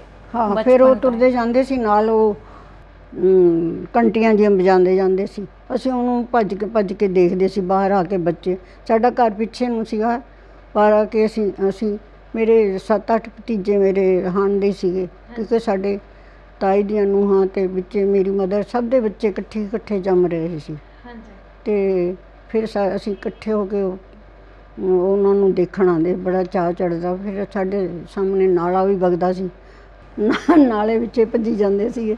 ਇਹੋ ਜਿਹਾ ਸੀ ਸਾਡਾ ਬਚਪਨ। ਇਹ ਨਿੰਮ ਵਾਲੀ ਘਟਨਾ ਕੀ ਸੀ? ਨਿੰਮ ਵਾਲੀ ਘਟਨਾ ਇਹ ਸੀ ਕਿ ਮੈਂ ਨਿੰਮ 'ਤੇ ਚੜ੍ਹੀ ਹੋਈ ਸੀ, ਪੜੋਸੀਆਂ ਦੇ ਘਰ ਆ ਗਏ ਹੀਜੜੇ ਨੱਚਣ। ਅਤੇ ਹੁਣ ਮੈਂ ਤਾਂ ਸ਼ੌਕੀਨ ਸੀ, ਬੱਚਿਆਂ ਨੂੰ ਤਾਂ ਹੁੰਦਾ ਇਹ ਜਿਹੀ ਚੀਜ਼ਾਂ ਦਾ, ਬੰਦਰੀ ਦਾ ਤਮਾਸ਼ਾ ਆ ਗਿਆ ਉਹ ਦੇਖਣ ਚਲੇ ਗਏ, ਹੀਜੜੇ ਨੱਚਣ ਆ ਗਏ ਉਹ ਦੇਖਣ ਚਲੇ ਗਏ। ਅਤੇ ਉਹਨਾਂ ਦਿਨਾਂ 'ਚ ਤਾਂ ਹੋਰ ਸੱਪ ਦਾ ਵੀ ਤਮਾਸ਼ਾ ਦਿਖਾਉਂਦੇ ਹੁੰਦੇ ਸੀ ਘਰਾਂ 'ਚ ਆ ਕੇ, ਉਹ ਵੀ ਦੇਖਦੇ ਸੀ। ਉਹ ਹੀਜੜੇ ਜਿਵੇਂ ਨੱਚਣ ਆਏ, ਮੈਂ ਤਾਂ ਉੱਤੇ ਬੈਠੀ ਸੀ, ਮੇਰਾ ਜੀਅ ਕਰੇ, ਉਹ ਨਾਲ ਵਾਲੇ ਘਰ 'ਚ ਉਹ ਹੋ ਰਿਹਾ ਸੀ, ਅਤੇ ਮੇਰਾ ਜੀਅ ਕਰੇ ਮੈਂ ਹੀਜੜੇ ਦੇਖਾਂ ਜਾ ਕੇ, ਪਰ ਉਤਰਾਂ ਕਿਵੇਂ? ਕਿਧਰੇ ਉਹ ਟਾਣਾ ਉਹਨਾਂ ਦੇ ਘਰ ਤੱਕ ਜਾਂਦਾ ਨਹੀਂ ਸੀ। ਅਤੇ ਫਿਰ ਤਾਂ ਮੈਂ ਆਪਣੀ ਬੇਬੇ ਨੂੰ ਕਿਹਾ, ਬੇਬੇ ਮੈਂ ਹਾੜੇ ਕੱਢਦੀ ਹਾਂ, ਮੈਂ ਨਹੀਂ ਨੀਚੇ ਅੱਗੇ ਨਹੀਂ ਚੜਾਂਗੀ, ਮੈਨੂੰ ਅੱਜ ਉਤਾਰ ਦਿਓ। ਪਰ ਮੇਰੀ ਦਾਦੀ ਬਿਲਕੁਲ ਅਲਾਓ ਨਹੀਂ ਕਰ ਰਹੀ ਸੀ। ਉਹ ਅੱਜ ਇਹਨੂੰ ਉੱਤੇ ਹੀ ਖਸਮਾਂ ਨੂੰ ਖਾਣੀ ਨੂੰ ਅੱਜ ਇਹਨੂੰ ਉੱਤੇ ਹੀ ਟੰਗ ਕੇ ਰੱਖਣਾ ਹੈ। ਇਹ ਜੇ ਡਾਇਲੋਗ ਮਾਰਦੀ ਸੀ ਦਾਦੀ ਬੜੀ ਸਖਤ ਸੀ। ਉਹ ਵਿਚਾਰੀ ਮੇਰੀ ਮਾਂ ਦਾ ਦਿਲ ਐਂ ਕੰਬ ਰਿਹਾ ਸੀ। ਉਦੋਂ ਸੱਸਾਂ ਦੇ ਅੱਗੇ ਨੂੰਹਾਂ ਬੋਲਦੀਆਂ ਨਹੀਂ ਸੀ ਹੁੰਦੀਆਂ ਹੈ ਨਾ? ਬਿਲਕੁਲ ਨਹੀਂ। ਸੱਸਾਂ ਦੇ ਅੱਗੇ, ਹਸਬੈਂਡ ਦੇ ਅੱਗੇ, ਕਈ ਹਸਬੈਂਡਾਂ ਤੋਂ ਤਾਂ ਔਰਤਾਂ ਘੁੰਡ ਵੀ ਕੱਢਦੀਆਂ ਸੀਗੀਆਂ। ਤੁਹਾਡੇ ਮਾਤਾ ਪਿਤਾ ਦਾ ਸੰਬੰਧ ਕਿਵੇਂ ਦਾ ਸੀ ਆਪਸ ਵਿੱਚ ਮੇਰੇ ਫਾਦਰ ਸਾਹਿਬ ਤਾਂ ਮਿਲਟਰੀ ਮੈਨ ਸੀਗੇ। ਸਾਲ 'ਚ ਇੱਕ ਵਾਰੀ ਆਉਂਦੇ ਸੀਗੇ। 1 ਮਹੀਨੇ ਦੀ ਛੁੱਟੀ, ਮੇਰਾ ਖਿਆਲ 1 ਮਹੀਨੇ ਦੀ ਆਉਂਦੇ ਹੁੰਦੇ ਸੀ, ਕਿਉਂਕਿ ਉਹ ਜਦੋਂ ਪੈਪਸੂ 'ਚ ਰਹੇ, ਫਿਰ ਮਹਾਰਾਜਾ ਪਟਿਆਲਾ ਦੀ ਫੌਜ 'ਚ ਰਹੇ, ਫਿਰ BSF ਹੋ ਗਿਆ, ਉਹਦੇ 'ਚ ਰਹੇ। ਅਤੇ ਮੈਂ ਆਪਣੇ ਫਾਦਰ ਨੂੰ ਕੰਟੀਨਿਊਸਲੀ ਕਦੇ ਆਪਣੇ ਘਰ ਨਹੀਂ ਦੇਖਿਆ। ਜਦੋਂ 1 ਮਹੀਨੇ ਦੀ ਛੁੱਟੀ ਆਉਂਦੇ ਸੀ ਤਾਂ ਸਾਡੇ ਘਰ ਬੜੀ ਭੀੜ ਲੱਗੀ ਰਹਿੰਦੀ ਸੀ। ਇੱਕ ਤਾਂ ਉਹ ਬੜੇ ਸੋਹਣੇ ਸੀ, ਉੱਚੇ ਲੰਬੇ ਸੀਗੇ। ਇੱਕ ਟੈਲੈਂਟਡ ਬੌਸ ਸੀਗੇ। ਉਹਨਾਂ 'ਚ ਬੜੇ ਗੁਣ ਸੀਗੇ। ਇੱਕ ਤਾਂ ਮਤਲਬ ਬੇਸਿਕਲੀ ਤਾਂ ਉਹ ਟੇਲਰ ਮਾਸਟਰ ਸੀਗੇ। ਤੁਸੀਂ ਦੇਖਿਆ ਹੋਊਗਾ ਮੇਰੀ ਪੱਗ ਡੰਡੀਆਂ 'ਚ ਲੱਗਿਆ ਹੋਇਆ ਉਹ ਸਰਟੀਫਿਕੇਟ ਉਹਨਾਂ ਦਾ, ਕਿ ਦੁਨੀਆ ਦੇ ਬੈਸਟ ਟੇਲਰ ਸੀਗੇ ਉਹ ਬ੍ਰਿਜਸ ਦੇ। ਉਹ ਮਿਸਿਸ ਕੈਨੇਡੀ ਸੀ, ਉਹ ਜਿਹਦੀ ਬ੍ਰਿਜਸ ਉਹਨਾਂ ਨੇ ਉੱਥੇ ਬਣਾ ਕੇ ਭੇਜੀ ਸੀ ਵਾਈਟ ਹਾਊਸ। ਇਹ 1970 ਦੀ ਗੱਲ ਹੈ। ਅਤੇ ਜਦੋਂ ਨਿਕਸਨ ਸਾਹਿਬ ਬੈਠੇ ਹੋਏ ਸੀ, ਪ੍ਰੈਜ਼ੀਡੈਂਟ ਨਿਕਸਨ ਸੀਗਾ, ਫਿਰ ਉਹਨਾਂ ਨੇ ਸਰਟੀਫਿਕੇਟ ਭੇਜਿਆ ਸੀ। ਮੇਰੇ ਫਾਦਰ ਨੂੰ ਬੁਲਾਇਆ ਵੀ ਸੀ ਉੱਥੇ। ਅਤੇ ਅਸੀਂ ਲੋਕ ਸਾਰੇ ਹੀ ਨਾ, ਮੇਰਾ ਸਾਰਾ ਖਾਨਦਾਨ ਮੇਰੇ ਫਾਦਰ ਸਾਹਿਬ ਤੋਂ ਬਹੁਤ ਪ੍ਰਭਾਵਿਤ ਸੀਗਾ। ਅਤੇ ਸੰਬੰਧ ਤਾਂ ਮੇਰੇ ਮਦਰ ਫਾਦਰ ਦੇ ਮੇਰੀ ਮਾਂ ਨੂੰ ਤਾਂ ਚੰਦ ਚੜ੍ਹ ਜਾਂਦਾ ਸੀ ਜਦੋਂ ਛੁੱਟੀ ਆਉਂਦੇ ਸੀਗੇ। ਅਤੇ ਉਹ ਸੋਹਣੇ ਵੀ ਬੜੇ ਸੀਗੇ। ਅਤੇ ਸਾਰਾ ਦਿਨ ਫਿਰ ਮੇਰੇ ਤਾਏ ਚਾਚੇ ਸਾਰੇ ਮਿਲਣ ਆਉਂਦੇ ਸੀ, ਪਿੰਡੋਂ ਵੀ ਮਿਲਣ ਆਉਂਦੇ ਸੀ। ਅਤੇ ਫਿਰ ਸਾਡੇ ਘਰ ਨਾ ਚਾਹ ਦਾ ਪਤੀਲਾ ਚੜ੍ਹਿਆ ਹੀ ਰਹਿੰਦਾ ਸੀਗਾ। ਅਤੇ ਮੇਰੀ ਮਾਂ ਨੂੰ ਵਿੱਚੋਂ ਫਿਕਰ ਲੈ ਜਾਂਦਾ ਸੀਗਾ ਵੀ ਐਡਾ ਸੋਹਣਾ ਮੇਰਾ ਘਰ ਵਾਲਾ ਹੈਗਾ, ਇਹਨੂੰ ਨਜ਼ਰ ਲੱਗ ਜੂਗੀ। ਅਤੇ ਫਿਰ ਉਹ ਕਹਿੰਦੇ ਵੀ ਸੀਗੇ। ਇੱਕ ਦਿਨ ਗੁੱਸੇ 'ਚ ਆ ਕੇ ਕਿਹਾ ਵੀ ਕਿ ਤੁਸੀਂ ਸਾਰਾ ਦਿਨ ਹੁਣ ਆਪਣੀ ਪੌੜੇ ਛੱਡਦੇ ਰਹਿੰਦੇ ਹੋ, ਲੋਕ ਤੁਹਾਨੂੰ ਦੇਖ ਹੱਸਦੇ ਰਹਿੰਦੇ, ਖੁਸ਼ ਹੁੰਦੇ, ਤੁਹਾਨੂੰ ਜ਼ਰੂਰ ਇੱਕ ਦਿਨ ਨਜ਼ਰ ਲੱਗ ਜੂਗੀ। ਫਿਰ ਉਸੇ ਵੇਲੇ ਨਾ ਪਤਾ ਨਹੀਂ ਕਿਹੜੀ 1962 ਦੀ ਕੋਈ ਲੜਾਈ ਹੋਈ ਸੀ, ਤਾਂ ਮੇਰੇ ਫਾਦਰ ਵੀ ਉੱਥੇ ਗਏ ਸੀਗੇ। ਅਤੇ ਉੱਥੋਂ ਫਿਰ ਪਤਾ ਨਹੀਂ, ਫਿਰ ਫਾਦਰ ਉਸ ਤੋਂ ਪ੍ਰਭਾਵਿਤ ਹੋ ਕੇ ਕਹਿੰਦੇ ਅੱਛਾ ਨਜ਼ਰ 'ਚ ਜੇ ਇੰਨਾ ਹੀ ਤਾਕਤ ਹੈ ਨਾ, ਅਤੇ ਉਹਨੂੰ ਉੱਥੇ ਇੱਕ ਰਡਾਰ 'ਤੇ ਅੱਖ ਮਾਰ ਕੇ ਕਹਿ ਦੇ ਹੇਠਾਂ ਗਿਰ ਜਾਵੇ ਰਡਾਰ। ਅਤੇ ਮੇਰੀ ਮਾਂ ਦਾ ਮਜ਼ਾਕ ਉਡਾਉਂਦੇ ਹੁੰਦੇ ਸੀ ਉਹ। ਅਤੇ ਵੈਸੇ ਉਹਨਾਂ ਦੇ ਸੰਬੰਧ ਅੱਛੇ ਸੀਗੇ। ਪਰ ਇੱਕ ਗੱਲ ਤਾਂ ਮੈਂ ਹੁਣ ਵੀ ਕਹਾਂਗੀ ਕਿ ਉਹਨਾਂ ਜ਼ਮਾਨਿਆਂ 'ਚ ਜਿਹੜੇ ਹਸਬੈਂਡ ਹੁੰਦੇ ਸੀਗੇ, ਮਤਲਬ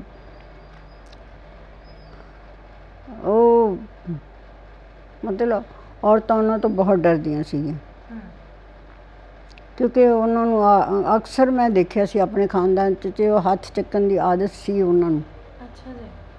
ਮਤਲਬ ਸਾਰਿਆਂ ਨੂੰ ਹੁੰਦੀ ਹੋਏਗੀ। ਮੈਨੂੰ ਲੱਗਦਾ ਵੀ ਇਹ ਹਾਲਾਤ ਤਾਂ ਹਾਲੇ ਤੱਕ ਵੀ ਨਹੀਂ ਬਦਲੇ, ਹੈ ਨਾ? ਬਹੁਤ ਸਾਰੇ। ਮੈਂ ਕੱਲ੍ਹ ਪਰਸੋਂ ਇੱਕ ਬੜੀ ਅਜੀਬ ਗੱਲ ਸੁਣੀ ਜ਼ਿੰਦਗੀ 'ਚ।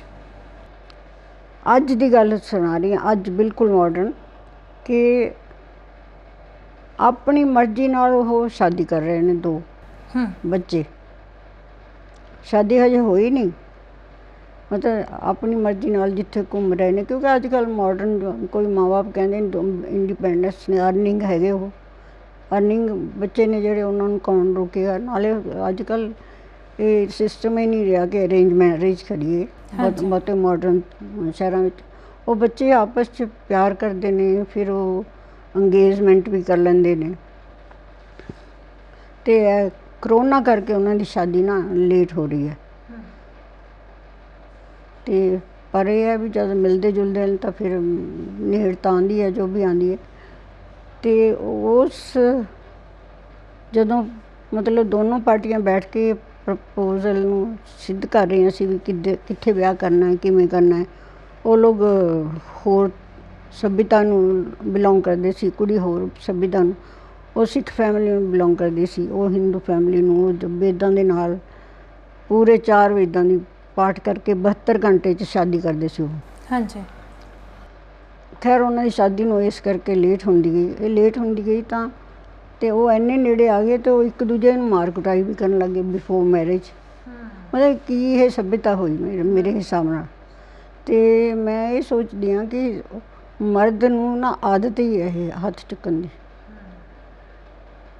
ਉਹ ਆਪਣੀ ਆਦਤ ਤੋਂ ਬਾਜ਼ ਨਹੀਂ ਆਉਂਦਾ ਹੈਗਾ। ਤੁਸੀਂ 12 ਸਾਲ ਦੇ ਸੀ ਜਦੋਂ ਤੁਹਾਡਾ ਵਿਆਹ ਹੋਇਆ ਨਾ, ਅਤੇ ਉਸ ਤੋਂ ਬਾਅਦ ਜਿਵੇਂ ਤੁਸੀਂ ਬਹੁਤ ਵਾਰੀ ਗੱਲਾਂ 'ਚ ਵੀ ਕਹਿੰਦੇ ਹੁੰਦੇ ਵੀ ਮੈਨੂੰ ਤਾਂ ਇੰਨਾ ਹੀ ਚਾਅ ਸੀ ਵੀ ਨਵੇਂ ਕੱਪੜੇ ਮਿਲਣਗੇ, ਮਠਿਆਈਆਂ ਖਾਣ ਨੂੰ ਮਿਲਣਗੀਆਂ ਨਾ, ਅਤੇ ਉਦੋਂ ਹਰ ਕੁੜੀ ਦਾ ਹੀ ਵਿਆਹ ਇੰਨੀ ਕੁ ਉਮਰ 'ਚ ਹੀ ਹੁੰਦਾ ਸੀ। 15 ਸਾਲ ਦਾ ਮੁੰਡਾ ਹੁੰਦਾ ਸੀ, 12-13 ਸਾਲ ਦੀ ਕੁੜੀ ਹੁੰਦੀ ਸੀ।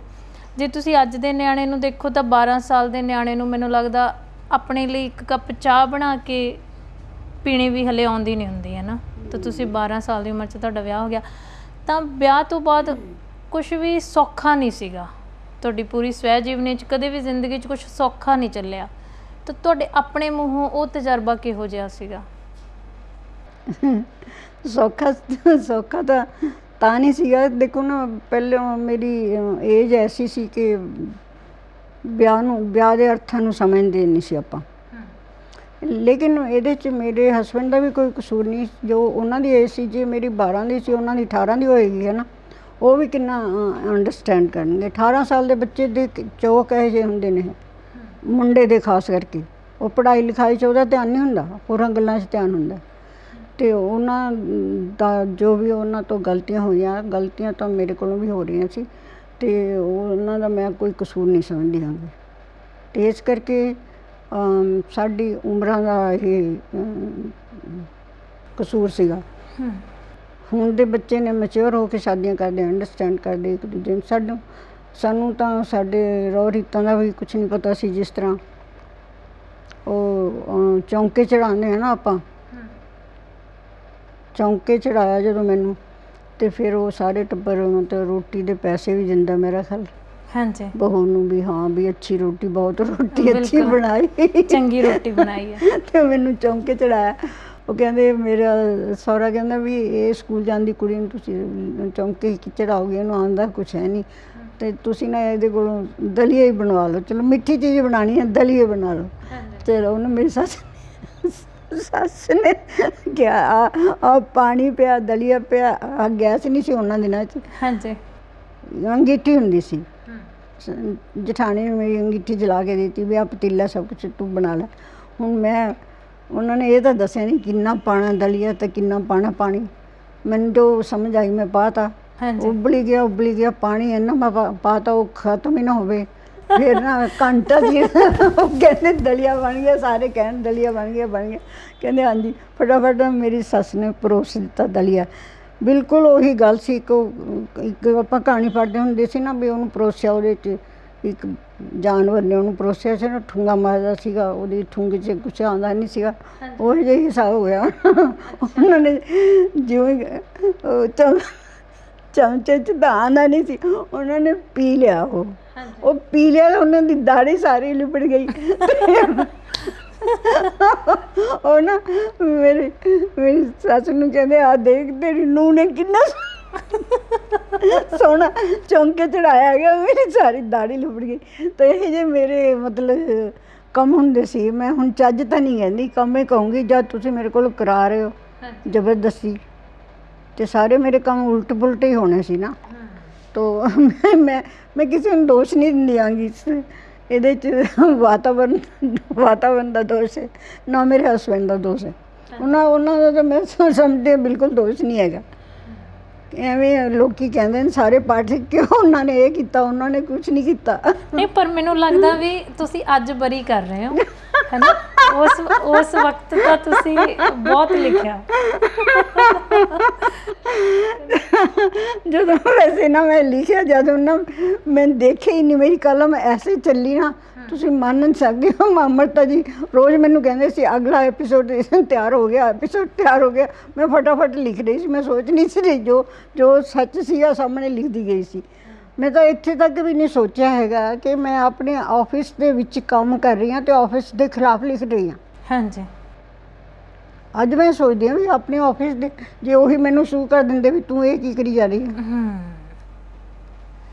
ਮੈਨੂੰ ਕਿਤੇ ਕੁਝ ਕੁ ਦਿਨ ਪਹਿਲਾਂ ਇੱਕ ਪੜ੍ਹਨ ਨੂੰ ਚੀਜ਼ ਮਿਲੀ ਸੀ। ਉਹ ਕਹਿੰਦੇ ਵੀ ਪਤੀ ਚੰਗਾ ਮਿਲ ਜੇ ਤਾਂ ਜ਼ਿੰਦਗੀ ਸੌਖੀ ਲੰਘ ਜਾਂਦੀ ਆ, ਤੇ ਜੇ ਨਾ ਚੰਗਾ ਮਿਲੇ ਤਾਂ ਪਤਨੀ ਲੇਖਿਕਾ ਚੰਗੀ ਬਣ ਜਾਂਦੀ ਹੈ ਨਾ। ਤਾਂ ਮੈਨੂੰ ਲੱਗਦਾ ਵੀ ਜੇ ਚੰਗੇ ਨਿਕਲ ਆਉਂਦੇ ਤਾਂ ਤੁਸੀਂ ਫਿਰ ਬਚਿੰਤ ਕੌਰ ਨਾ ਬਣਦੇ ਹੈ ਨਾ। ਨਹੀਂ ਉਹ ਗੱਲ ਤਾਂ ਠੀਕ ਹੈ ਤੁਹਾਡੀ। ਵੈਸੇ ਉਹ ਮੋਹਨ ਸਿੰਘ, ਪ੍ਰੋਫੈਸਰ ਮੋਹਨ ਸਿੰਘ ਨੇ ਵੀ ਇਸੇ ਕਰਕੇ ਲਿਖਿਆ ਨਾ, ਬਸੰਤ ਦੇ ਮਰਨ ਤੱਕ ਤੋਂ ਬਾਅਦ ਹੀ ਉਹਨੇ ਬੜੀ ਪੋਇਮ, ਅੱਛੀ ਪੋਇਮ ਲਿਖਣੀ ਸ਼ੁਰੂ ਕਰੀ ਸੀ ਹਾਂਜੀ ਕਿ ਬਸੰਤ ਜੇ ਤੂੰ ਨਾ ਮਰਦੀ ਕਿੰਜ ਬਣਦਾ ਮੈਂ ਸ਼ਾਇਰ। ਤੋਂ ਜ਼ਿਆਦਾ ਜੇ ਮੇਰੇ ਹਸਬੈਂਡ ਮੈਨੂੰ ਇਹ ਔਕੜਾ ਨਾ ਦਿੰਦੇ ਤਾਂ ਮੈਂ ਬਿਲਕੁਲ ਰਾਈਟਰ ਨਹੀਂ ਸੀ ਬਣਨਾ। ਪਰ ਮੈਂ ਚਾਹੁੰਦੀ ਹਾਂ ਵੀ ਤੁਸੀਂ ਥੋੜ੍ਹਾ ਜਿਹਾ ਉਹਨਾਂ ਬਾਰੇ ਦੱਸੋ, ਕਿਉਂਕਿ ਅੱਜ ਦੇ ਟਾਈਮ 'ਚ ਜੇ ਸਭ ਤੋਂ ਜ਼ਿਆਦਾ ਕ੍ਰਿਟੀਕਲ ਦੌਰ 'ਚੋਂ ਕੋਈ ਚੀਜ਼ ਲੰਘ ਰਹੀ ਹੈ ਤਾਂ ਮੈਨੂੰ ਲੱਗਦਾ ਉਹ ਵਿਆਹ ਹੈ ਨਾ। ਅਤੇ ਵਿਆਹ 'ਚ ਜਿੰਨਾ ਹੌਸਲਾ ਤੁਸੀਂ ਦਿਖਾਇਆ ਉਹ ਨਾ ਹੀ ਕੁੜੀਆਂ ਦਿਖਾ ਪਾ ਰਹੀਆਂ ਨੇ, ਅਤੇ ਨਾ ਹੀ ਉਹ ਸਹਿਜ ਆ ਜਿਹੜਾ ਉਹ ਕਦੇ ਮੁੰਡਿਆਂ 'ਚ ਤਾਂ ਚਲੋ ਆ ਹੀ ਨਹੀਂ ਸਕਦਾ ਹੈ ਨਾ। ਪਰ ਤੁਹਾਡੀ ਜਦੋਂ ਸਵੈ ਜੀਵਨੀ ਅਗਲਾ ਪੜ੍ਹੇਗਾ ਤਾਂ ਉਹਦੇ ਲਈ ਸਭ ਤੋਂ ਜ਼ਿਆਦਾ ਇੱਕ ਦਿਲਚਸਪ ਪਾਰਟ ਇਹੀ ਹੈ ਕਿ ਤੁਸੀਂ ਇੱਕ ਐਵੇਂ ਦੇ ਬੰਦੇ ਨਾਲ ਪੂਰੀ ਜ਼ਿੰਦਗੀ ਲੰਘਾਈ ਜਿਹਦੇ ਤੋਂ ਤੁਹਾਨੂੰ 1965 ਤੱਕ, ਜਦੋਂ ਤੱਕ ਉਹ ਤੁਹਾਡੀ ਸਵੈ ਜੀਵਨੀ ਹੈ, ਜਦੋਂ ਤੱਕ ਤੁਹਾਨੂੰ ਸਰਕਾਰੀ ਨੌਕਰੀ ਮਿਲਦੀ ਹੈ, ਤਾਂ ਉਦੋਂ ਤੱਕ ਤੁਹਾਨੂੰ ਕੋਈ ਵੀ ਸੁੱਖ ਨਹੀਂ ਮਿਲਿਆ ਤਕਰੀਬਨ ਉਹਨਾਂ ਤੋਂ, ਹੈ ਨਾ। ਤਾਂ ਮੈਂ ਚਾਹੁੰਦੀ ਹਾਂ ਵੀ ਉਸ ਚੀਜ਼ ਦਾ ਤੁਸੀਂ ਗੱਲ ਉਸ ਬਾਰੇ ਕਰੋ। ਦੇਖੋ ਸਾਡੇ ਕੋਲ ਨਾ ਘਰ 'ਚ ਦੋ ਸਮੱਸਿਆਵਾਂ ਬੜੀਆਂ ਹੁੰਦੀਆਂ। ਇੱਕ ਇਕਨੋਮਿਕਲੀ ਜਦੋਂ ਅਸੀਂ ਪੂਰ ਹੁੰਦੇ ਹਾਂ, ਦੂਸਰੀ ਹਸਬੈਂਡ ਵਾਈਫ ਦੀ ਅੰਡਰਸਟੈਂਡਿੰਗ। ਹਸਬੈਂਡ ਕੀ ਚਾਹੁੰਦਾ ਉਹ ਆਪਾਂ ਤੁਸੀਂ ਸਭ ਜਾਣਦੇ ਹੋ, ਵਾਈਫ ਕੀ ਚਾਹੁੰਦੀ ਉਹ ਵੀ ਅਸੀਂ ਚਾਹੁੰਦੇ, ਕਿਉਂਕਿ ਵਾਈਫ ਨੂੰ ਤਾਂ ਆਪਣੀਆਂ ਲੋੜਾਂ ਪੂਰੀਆਂ ਦੇ ਵਾਸਤੇ ਪੈਸਾ ਚਾਹੀਦਾ ਹੁੰਦਾ। ਬਿਲਕੁਲ। ਤੋ ਇਸ ਕਰਕੇ ਨਾ ਇਹ ਜਦੋਂ ਇਹ ਸਮੱਸਿਆ ਇਕਨੋਮਿਕਲੀ ਖ਼ਤਮ ਹੋ ਜਾਏ, ਜਿਸ ਤਰ੍ਹਾਂ ਮੇਰੀ ਨੌਕਰੀ ਲੱਗ ਗਈ, ਇਕਨੋਮਿਕਲੀ ਮੇਰੀ ਉਹ ਰੋਟੀ ਦੀ ਸਮੱਸਿਆ ਖ਼ਤਮ ਹੋ ਗਈ, ਅਤੇ ਉਸ ਵੇਲੇ ਅਸੀਂ ਫਿਰ ਉਸ ਪ੍ਰੋਬਲਮ 'ਚੋਂ ਨਿਕਲ ਗਏ। ਅਤੇ ਉਸ ਤੋਂ ਬਾਅਦ ਜਦੋਂ ਮੇਰੇ ਹਸਬੈਂਡ ਦੀ ਮੇਰੇ ਬਾਅਦ 'ਚ ਨੌਕਰੀ ਲੱਗੀ, ਮੇਰੇ ਤੋਂ ਬਾਅਦ 'ਚ ਉਹਨਾਂ ਨੂੰ ਕੰਮ ਮਿਲਿਆ, ਅਤੇ ਵੈਸੇ ਬਹੁਤ ਟੈਲੈਂਟਡ ਸੀ ਉਹ, ਬਹੁਤ ਵਧੀਆ ਟੇਲਰ ਮਾਸਟਰ ਸੀ। ਮੇਰੇ ਫਾਦਰ ਇਨ ਲਾ ਵੀ ਬਹੁਤ ਅੱਛੇ ਟੇਲਰ ਮਾਸਟਰ ਸੀ, ਉਹਨਾਂ ਦੇ ਨਾਲ ਹੀ ਉਹ ਕੰਮ ਕਰਦੇ ਸੀ ਉਸੇ ਦੁਕਾਨ 'ਤੇ। ਅੱਜ ਕੱਲ੍ਹ ਵੀ ਦਿੱਲੀ 'ਚ ਉੱਥੇ ਬੋਰਡ ਲੱਗਿਆ ਹੋਇਆ ਹੈ ਉੱਤਮਸ ਰਿਵਾਲੀ ਦੇ ਅੱਗੇ, ਉੱਥੇ ਮੇਰੇ ਫਾਦਰ ਇਨ ਲਾ ਦੀ ਦੁਕਾਨ ਸੀ। ਲੇਕਿਨ ਉਹ ਜਦੋਂ ਉਸ ਉਮਰ 'ਚ 17-18 ਸਾਲ ਦੀ ਉਮਰ 'ਚ ਉਹਨਾਂ ਨੇ ਸਕੂਲ ਤਾਂ ਉਹਨਾਂ ਨੂੰ ਜ਼ਿਆਦਾ ਭੇਜਿਆ ਨਹੀਂ, ਮੇਰਾ ਖਿਆਲ ਕੰਮ ਸਿੱਖਣਾ ਸ਼ੁਰੂ ਕਰ ਦਿੱਤਾ। ਸਾਡੇ ਲੋਕਾਂ ਦਾ ਪਹਿਲਾਂ ਇਹੀ ਸੋਚ ਹੁੰਦੀ ਸੀ ਜੋ ਪ੍ਰੋਫੈਸ਼ਨਲ ਆ ਪਹਿਲਾਂ ਦਾ ਪਿਓ ਦਾਦੇ ਦਾ ਉਸੇ 'ਚ ਅਗਲੇ ਬੱਚੇ ਨੂੰ ਪਾ ਦਿੱਤਾ ਜਾਵੇ। ਇਹ ਇੱਕ ਰੀਤ ਜਿਹੀ ਹੁੰਦੀ ਸੀਗੀ। ਬਿਲਕੁਲ। ਅਤੇ ਮੇਰੇ ਫਾਦਰ ਇਨ ਲਾ ਨੇ ਵੱਡੇ ਲੜਕੇ ਨੂੰ ਤਾਂ ਜ਼ਿਆਦਾ ਉਹਨਾਂ ਦਿਨਾਂ 'ਚ ਉਹਨਾਂ ਨੇ BA ਕੀਤੀ ਸੀ, ਅਤੇ ਪਿੱਛੇ BA ਲਿਖਦੇ ਸੀ ਆਪਣੇ ਨਾਂ ਦੇ ਉਹ, ਹਾਂਜੀ, ਬਚਨ ਸਿੰਘ BA। ਅਤੇ ਮੇਰੇ ਹਸਬੈਂਡ ਨੂੰ ਮੇਰਾ ਖਿਆਲ ਜ਼ਿਆਦਾ ਪੜ੍ਹਾਇਆ ਨਹੀਂ ਉਹਨਾਂ ਨੇ ਆਪਣੇ ਕੰਮ 'ਚ ਲੈ ਆਂਦਾ। ਅਤੇ ਹੁਣ ਉਹਨਾਂ ਨੇ ਨਾਲੇ ਹਰੇਕ ਜਿਹੜਾ ਟੈਲੈਂਟ ਹੈ ਉਹਦੇ ਵਾਸਤੇ ਤੁਹਾਨੂੰ ਐਕਸਪੀਰੀਅੰਸ ਚਾਹੀਦਾ ਹੁੰਦਾ, ਅਤੇ ਉਹ ਸਿੱਖਦੇ ਸੀਗੇ ਹੌਲੀ ਹੌਲੀ, ਅਤੇ ਸਿੱਖ ਤਾਂ ਲਿਆ ਸੀ ਉਹਨਾਂ ਨੂੰ, ਪਰ ਜਿਹੜੀ ਉਹਨਾਂ ਦੀ ਉਮਰ ਸੀ ਉਹ ਜ਼ਿਆਦਾ ਨਾ ਸਮਝ ਲਓ ਆਪਣੀ ਮਾਨਸਿਕ ਸਥਿਤੀ ਦੇ ਮੁਤਾਬਿਕ ਸੀਗੀ। ਜੋ ਇੱਕ ਚਾਰ ਦੋਸਤ ਸੀਗੇ ਉਹ ਵੀ ਮਤਲਬ ਉਹਨਾਂ ਦਿਨਾਂ ਸਿਨੇਮਾ ਨਵਾਂ ਆਇਆ ਸੀ, ਸਿਨੇਮਾ ਦੇਖਣ ਦਾ ਸ਼ੌਕ ਹੋਇਆ। ਮੈਨੂੰ ਲੱਗਦਾ ਸ਼ੌਂਕ ਬਿਲਕੁਲ ਤੁਹਾਡੇ ਵਾਲੇ ਹੀ ਸੀਗੇ। ਨਹੀਂ ਉਹਨਾਂ ਨੂੰ, ਮੈਨੂੰ ਵੈਸੇ ਸੰਗੀਤ ਦਾ ਜ਼ਿਆਦਾ ਸ਼ੌਂਕ ਹੈ, ਉਹਨਾਂ ਨੂੰ ਸੰਗੀਤ ਦਾ ਕੋਈ ਖਾਸ ਸ਼ੌਂਕ ਨਹੀਂ ਸੀਗਾ। ਬਾਕੀ ਕਦੇ ਤਾਸ਼ ਖੇਡਣ ਵਾਲੇ 'ਚ ਵੀ ਉਹਨਾਂ ਦੇ ਸ਼ੌਕ ਸੀ ਤਾਸ਼ ਦਾ। ਮੈਨੂੰ ਅੱਜ ਕੱਲ੍ਹ ਵੀ ABC ਨਹੀਂ ਪਤਾ ਹੈਗਾ। ਮੈਨੂੰ ਜਿਹੜੀਆਂ ਖੇਡਾਂ ਪਸੰਦ ਹੈ ਮੈਂ ਉਹ ਆਪਣੇ ਦਫ਼ਤਰ 'ਚ ਆ ਕੇ ਸਿੱਖੀਆਂ। ਮਤਲਬ ਬੈਡਮਿੰਟਨ ਦੀ ਮੈਂ ਚੈਂਪੀਅਨ ਰਹੀ, TT ਦੀ ਮੈਂ ਚੈਂਪੀਅਨ ਰਹੀ, 9-10 ਸਾਲ ਮੈਂ TT ਦੇ 'ਚੋਂ ਫਸਟ ਆਉਂਦੀ ਰਹੀ, 4 ਗੋਲਡ ਮੈਡਲ ਵੀ ਮਿਲੇ ਮੈਨੂੰ। ਅੱਛਾ ਜੀ। ਅਤੇ ਮੈਨੂੰ ਬੈਡਮਿੰਟਨ 'ਚ ਵੀ ਗੋਲਡ। ਇਹ ਮੈਂ ਜਦੋਂ ਜਵਾਨ ਹੋ ਗਈ ਦਫ਼ਤਰ 'ਚ ਆ ਗਈ ਜਦ ਮੈਂ ਸਿੱਖੀਆਂ ਗੇਮਾਂ। ਲੇਕਿਨ ਮੇਰੇ ਹਸਬੈਂਡ ਨੇ ਜਿਹੜੀਆਂ ਗੇਮਾਂ ਸਿੱਖੀਆਂ ਉਸ ਵੇਲੇ ਸਿੱਖੀਆਂ ਜਦੋਂ ਉਹਨਾਂ ਦਾ ਹਜੇ ਅੱਲੜ ਬਰੇਜ ਸੀਗੀ ਮੇਰਾ ਖਿਆਲ। ਮੈਂ ਜੋ ਕੁਛ ਸਿੱਖਿਆ ਨਾ ਵੱਡੇ ਹੋ ਕੇ ਸਿੱਖਿਆ। ਹਾਂਜੀ। ਪੜ੍ਹਨਾ ਵੀ ਮੈਂ ਵੱਡੇ ਹੋ ਕੇ ਸਿੱਖਿਆ। ਫਿਰ ਮੇਰੇ 'ਚ ਇਹਨਾਂ ਗੱਲਾਂ ਦੀ ਮੈਚਿਓਰਟੀ ਆਉਣੀ ਸੀਗੀ, ਅਤੇ ਇਸ ਕਰਕੇ ਮੈਨੂੰ ਇਸੇ ਕਰਕੇ ਅੱਜ ਵੀ ਮੈਨੂੰ ਨਾ ਹੁਣ ਤਾਂ ਮੇਰੀ ਅਵਸਥਾ ਇਹ ਹੋ ਗਈ ਨਾ ਕਿ ਜਿਸ ਪੜਾਅ 'ਤੇ ਮੈਂ ਹੁਣ ਪਹੁੰਚ ਚੁੱਕੀ ਹਾਂ ਉਸ ਵੇਲੇ ਮੈਨੂੰ ਉਸ ਇਸ ਪੀਰੀਅਡ ਨੂੰ ਮੈਂ ਆਪਣੇ ਗੋਲਡਨ ਪੀਰੀਅਡ ਜ਼ਿੰਦਗੀ ਦਾ ਸਮਝ ਰਹੀ ਹਾਂ। ਬਿਲਕੁਲ। ਕਿਉਂਕਿ ਅੱਜ ਮੈਨੂੰ ਨਾ ਇਕਨੋਮਿਕਲੀ ਕੋਈ ਪ੍ਰੋਬਲਮ ਹੈ ਤੇ ਨਾ ਹੀ ਕੋਈ ਮਤਲਬ ਹੋਰ ਐਸੀ ਸਮੱਸਿਆ। ਬੱਚੇ ਮੇਰੇ ਵਿਆਹੇ ਗਏ, ਅੱਛੇ ਸੈਟਲ ਹੋ ਗਏ, ਜੋ ਵੀ ਹੈ ਜੈਸਾ ਵੀ। ਤੇ ਮੈਂ ਸਮਝਦੀ ਹਾਂ ਕਿ ਇਹ ਹਾਂ ਮੇਰਾ ਸਾਥੀ ਵਿਛੜ ਗਿਆ ਇਸ ਗੱਲ ਕਰਕੇ ਬੰਦੇ ਨੂੰ ਕੱਲ ਜਿਹੜੀ ਹੰਡਾਣੀ ਬਹੁਤ ਮੁਸ਼ਕਿਲ ਹੋ ਜਾਂਦੀ ਹੈ। ਨਹੀਂ, ਉਸ ਵਕਤ ਬਾਰੇ ਜਦੋਂ ਵਿਆਹ ਹੋਇਆ ਸੀ ਫਿਰ ਕਿਵੇਂ ਦਾ ਨਿਰਵਾਹ ਰਿਹਾ ਥੋੜ੍ਹੇ ਜਿਹੇ ਸਾਲ? ਪਹਿਲੇ 10-12 ਸਾਲ ਤਾਂ ਸਾਡਾ ਬਹੁਤ ਔਖਾ ਸਮਾਂ ਸੀਗਾ, ਬਹੁਤ ਔਖਾ। ਜਦੋਂ ਝੌਂਪੜੀਆਂ 'ਚ ਵੀ ਅਸੀਂ ਚਲੇ ਗਏ, ਉੱਥੇ ਪਾਣੀ ਵੀ ਨਹੀਂ ਸੀ, ਸ਼ੌਚਾਲਿਆ ਵੀ ਨਹੀਂ ਸੀ, ਬਿਜਲੀ ਵੀ ਨਹੀਂ ਸੀ। ਬਿਜਲੀ ਦੀ ਬਾਹਰਲੀ, ਤੁਸੀਂ ਕਿਸੇ ਨੇ ਦਿੱਲੀ ਦੇਖੀ ਹੋਵੇ ਤਾਂ ਉੱਥੇ ਬੁੱਧਾ ਗਾਰਡਨ ਦੇਖਿਆ ਹੋਊਗਾ ਕਿਸੇ ਨੇ। ਬੁੱਧਾ ਗਾਰਡਨ ਕੋਲ ਹੀ ਸਾਡੀਆਂ ਝੌਂਪੜੀਆਂ ਸੀਗੀਆਂ ਅਤੇ ਉੱਥੇ ਬੁੱਧਾ ਗਾਰਡਨ ਨੂੰ ਜਿਹੜੀ ਸੜਕ ਜਾਂਦੀ ਸੀ, ਉੱਥੇ ਜਿਹੜੀ ਲਾਈਟ ਸੀ ਨਾ, ਲਾਈਟ ਸੜਕ ਦੇ ਉੱਤੇ, ਉਹ ਸਾਡੀਆਂ ਝੌਂਪੜੀਆਂ ਦੇ ਥੋੜ੍ਹਾ ਜਿਹਾ ਹੀ ਅੱਗੇ ਕਰਕੇ ਸੀ। ਫਿਰ ਉੱਥੇ ਹੀ ਬੈਠ ਕੇ ਅਸੀਂ ਪੜ੍ਹਦੇ ਹੁੰਦੇ ਸੀ, ਮੈਂ ਅਤੇ ਮੇਰੇ ਬੱਚੇ। ਹਾਂਜੀ। ਇੱਕ ਮੇਰੇ ਬ੍ਰਦਰ ਨੇ ਵੀ ਫਿਰ ਉੱਥੇ ਹੀ ਮੇਰੇ ਨਾਲ ਘਰ ਬਣਾ ਲਿਆ ਮੇਰੀ ਮਤਲਬ ਰੱਖਿਆ ਵਾਸਤੇ। ਫਿਰ ਉਹ ਵੀ ਮੇਰੇ ਨਾਲ ਪੜ੍ਹਦਾ ਹੁੰਦਾ ਸੀ, ਬਲਵੰਤ। ਅਸੀਂ ਦੋਨੋਂ ਭੈਣ ਭਰਾ ਉੱਥੇ ਪੜ੍ਹਦੇ ਸੀ ਬਿਜਲੀ ਦੀ ਰੋਸ਼ਨੀ 'ਚ। ਜਦੋਂ ਮੈਂ 10ਵੀਂ ਪਾਸ ਨਹੀਂ ਸੀ ਕੀਤੀ, 8ਵੀਂ 'ਚ ਸੀਗੀ। 8ਵੀਂ ਤੋਂ ਬਾਅਦ ਫਿਰ 10ਵੀਂ ਦਾ ਉਹ ਭਰ ਦਿੱਤਾ ਫਾਰਮ। ਪਹਿਲੀ ਵਾਰ ਮੈਂ ਫੇਲ ਹੋ ਗਈ। ਮੈਂ ਪਹਿਲੀ ਕਲਾਸ ਪਹਿਲਾ ਮਤਲਬ ਕਲਾਸ ਵਿੱਚੋਂ ਕਦੇ ਵੀ ਪਹਿਲੀ ਵਾਰ ਪਾਸ ਨਹੀਂ ਹੋਈ, ਨਾ 10ਵੀਂ 'ਚੋਂ, ਨਾ FA 'ਚੋਂ, ਨਾ ਗਿਆਨੀ 'ਚੋਂ। ਸਭ ਪਹਿਲੀ ਵਾਰ ਸਾਰੇ ਫੇਲ ਹੋਈ। ਮੈਂ ਮੇਰਾ ਖਿਆਲ ਜਿੰਨੀ ਫੇਲੀਅਰ ਮੈਂ ਦੇਖੀ। ਹਾਂ, ਜਦੋਂ ਤੁਸੀਂ ਲਿਖਦੇ ਹੋ ਕਿ FA 'ਚੋਂ ਮੈਂ ਫਿਰ 5ਵੀਂ ਵਾਰ ਪਾਸ ਹੋ ਗਈ ਹੈ ਨਾ, ਚੌਥੀ ਵਾਰ ਤਾਂ ਉਹ ਤੇ ਕਿੰਗ ਬਰੂਸ ਦੀ ਮੈਨੂੰ ਉਹ ਯਾਦ ਰਹਿੰਦੀ ਹੁੰਦੀ ਸੀਗੀ। ਹਾਂਜੀ। ਕਿੰਗ ਬਰੂਸ ਦੀ ਹੈ ਨਾ ਸਪਾਈਡਰ ਐਂਡ ਕਿੰਗ, 10ਵੀਂ ਵਾਰ ਉਹ ਜਿੱਤ ਗਿਆ ਸੀ ਚੜ੍ਹ ਕੇ, ਅਤੇ ਉਹ ਮੱਕੜੀ ਗਿਰੀ ਜਾਂਦੀ ਸੀ, ਹੇਠਾਂ ਗਿਰੀ ਜਾਂਦੀ ਸੀ। 10ਵੀਂ ਵਾਰ ਉਸ ਵੇਲੇ ਜਿਹੜੀ ਲੜਾਈ ਸੀ ਉਹ ਕਿੰਗ ਬਰੂਸ ਫਿਰ ਜਿੱਤ ਗਿਆ ਸੀ। ਅਤੇ ਮੇਰੇ ਉਹ ਸਾਹਮਣੇ ਹੋਈ ਸੀ ਵੀ ਦੇਈ ਜਾਓ, ਇਮਤਿਹਾਨ ਦੇਖੀ ਜਾਓ। ਕਿਉਂਕਿ ਨਾ ਤਾਂ ਮੈਂ ਸਕੂਲ ਜਾਂਦੀ ਸੀ ਅਤੇ ਨਾ ਹੀ ਮੇਰੇ ਕੋਲ ਕੋਈ ਪ੍ਰੋਪਰ ਗਾਈਡੈਂਸ ਸੀ। ਐਵੇਂ ਲੈ ਆਉਣੀਆਂ ਗਾਈਡਾਂ, ਲੈ ਆਉਣੀਆਂ, ਪੜ੍ਹ ਲੈਣੀਆਂ, ਘਰ ਆਉਣੇ। ਛੋਟੀ ਬੱਚੀ ਮੇਰੀ ਜਿਹੜੀ ਤੀਸਰੀ ਬੱਚੀ ਆ, ਉਹ 10 ਦਿਨ ਦੀ ਸੀ ਜਦੋਂ ਮੈਂ ਇਮਤਿਹਾਨ ਦਿੱਤਾ 10ਵੀਂ ਦਾ। ਅਤੇ ਅਜਿਹੇ ਹਾਲਾਂ 'ਚ ਫੇਲ ਤਾਂ ਹੋਣਾ ਠੀਕ ਹੀ ਸੀਗਾ। ਵਿਆਹ ਤੋਂ ਬਾਅਦ ਤੁਸੀਂ ਪੜ੍ਹਨ ਬਾਰੇ ਕਿਉਂ ਸੋਚਿਆ?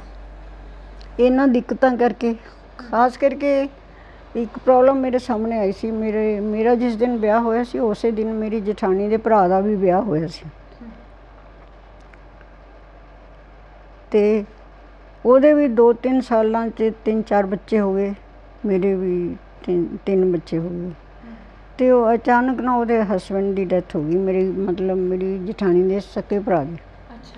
ਅਤੇ ਉਸ ਬਾਅਦ ਉਹਨੂੰ ਕੋਈ ਦੇਖਣ ਵਾਲਾ ਨਹੀਂ ਸੀਗਾ। ਇੱਕ ਭਰਾ ਸੀਗਾ, ਉਹ ਵੱਡਾ ਸੀ, ਕਿਧਰੇ ਬਾਹਰ ਆਗਰੇ ਉਗਰੇ ਰਹਿੰਦਾ ਸੀ। ਔਰ ਉਹਦੇ ਘਰ ਕੋਈ ਉਹਦਾ ਫਾਦਰ ਇਨ ਲਾ, ਮਦਰ ਇਨ ਲਾ ਕੋਈ ਨਹੀਂ ਸੀਗਾ। ਅਤੇ ਉਹ ਬੜੀ ਹੈਲਪਲੈਸ ਹੋ ਗਈ ਸੀ ਉਹ ਲੇਡੀ।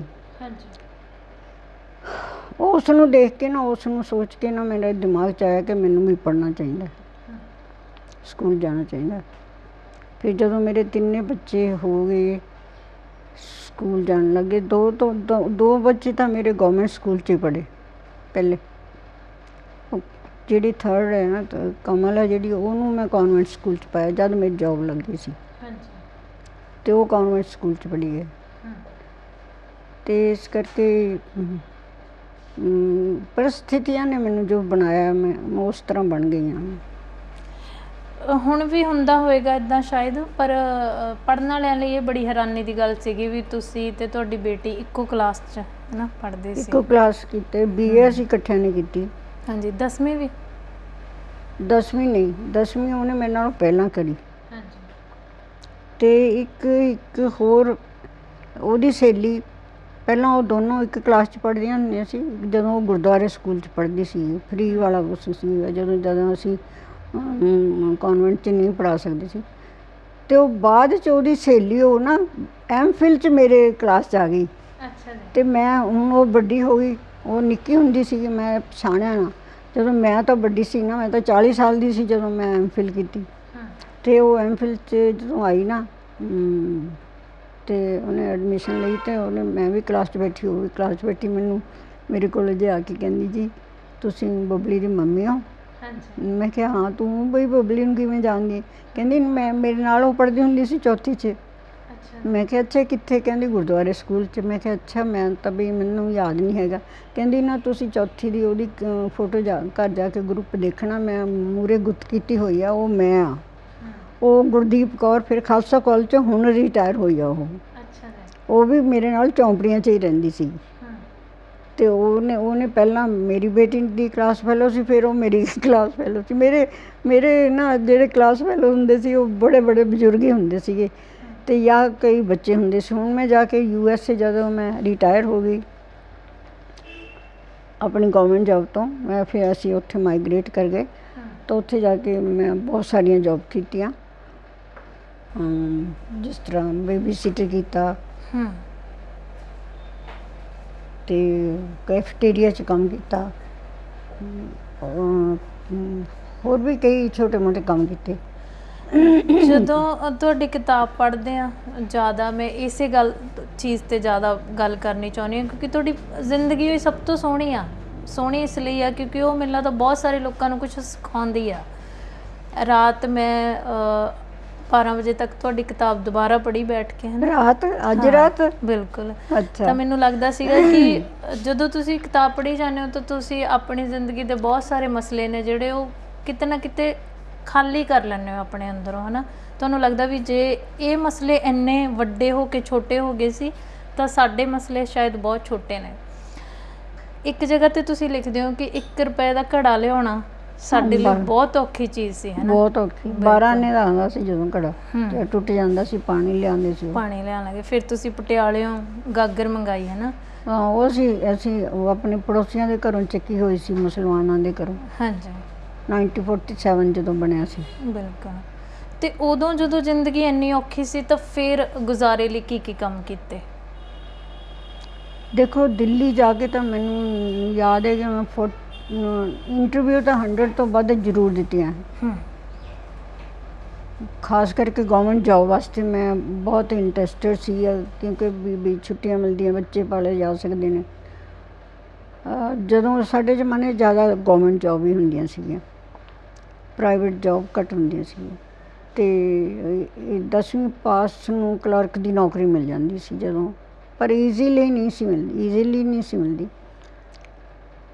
ਮੈਂ ਬਹੁਤ ਸਾਰੀਆਂ ਪਹਿਲਾਂ ਟ੍ਰੇਨਿੰਗ ਕੀਤੀਆਂ। ਪਹਿਲਾਂ ਤਾਂ ਟਾਈਪ ਸਿੱਖੀ, ਫਿਰ ਰਿਸੈਪਸ਼ਨਿਸਟ ਦੀ ਇੱਕ ਟ੍ਰੇਨਿੰਗ ਲਈ, ਫਿਰ ਉਹਦੇ ਬਾਅਦ ਟੈਲੀਫੋਨ ਆਪਰੇਟਰ ਦੀ ਇੱਕ ਟ੍ਰੇਨਿੰਗ ਲਈ, PNT ਤੋਂ ਹੁੰਦੀ ਸੀ, ਅਤੇ ਇੱਕ ਹੋਰ ਕੀ ਪੰਚ ਆਪਰੇਟਰ ਦੀ ਟ੍ਰੇਨਿੰਗ ਲਈ। ਬੜੀਆਂ ਟ੍ਰੇਨਿੰਗ ਕੀਤੀਆਂ ਪਰ ਮੈਨੂੰ ਕੋਈ ਨਾ ਕਿਧਰੇ ਜੋਬ ਨਹੀਂ ਸੀ ਮਿਲਦੀ।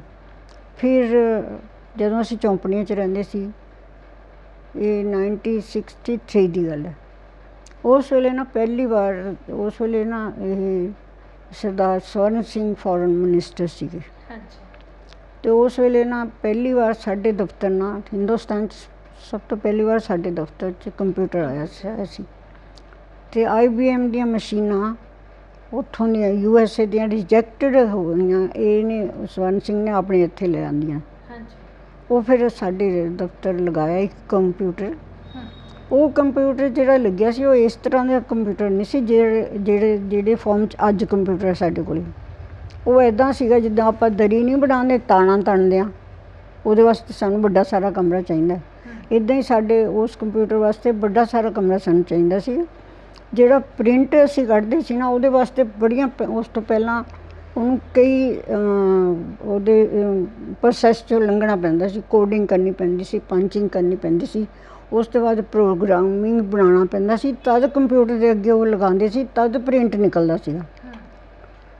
ਅਤੇ ਉਸ ਵਾਸਤੇ ਫਿਰ ਮੈਨੂੰ ਉਹ ਜਿਹੜਾ ਮੇਰਾ ਇੱਕ ਬ੍ਰਦਰ ਬਣ ਗਿਆ ਸੀਗਾ, ਉਹਨੇ ਬੜੀ ਹੈਲਪ ਕੀਤੀ, ਧਨੀ ਰਾਮ ਨੇ। ਉਹ ਦੱਸ ਦਿੰਦਾ ਸੀਗਾ ਕਿ ਹੁਣ ਇੰਨੀਆਂ ਵੈਕੈਂਸੀਆਂ ਆਉਣੀਆਂ ਨੇ, ਇੰਨੀਆਂ ਆਉਣੀਆਂ।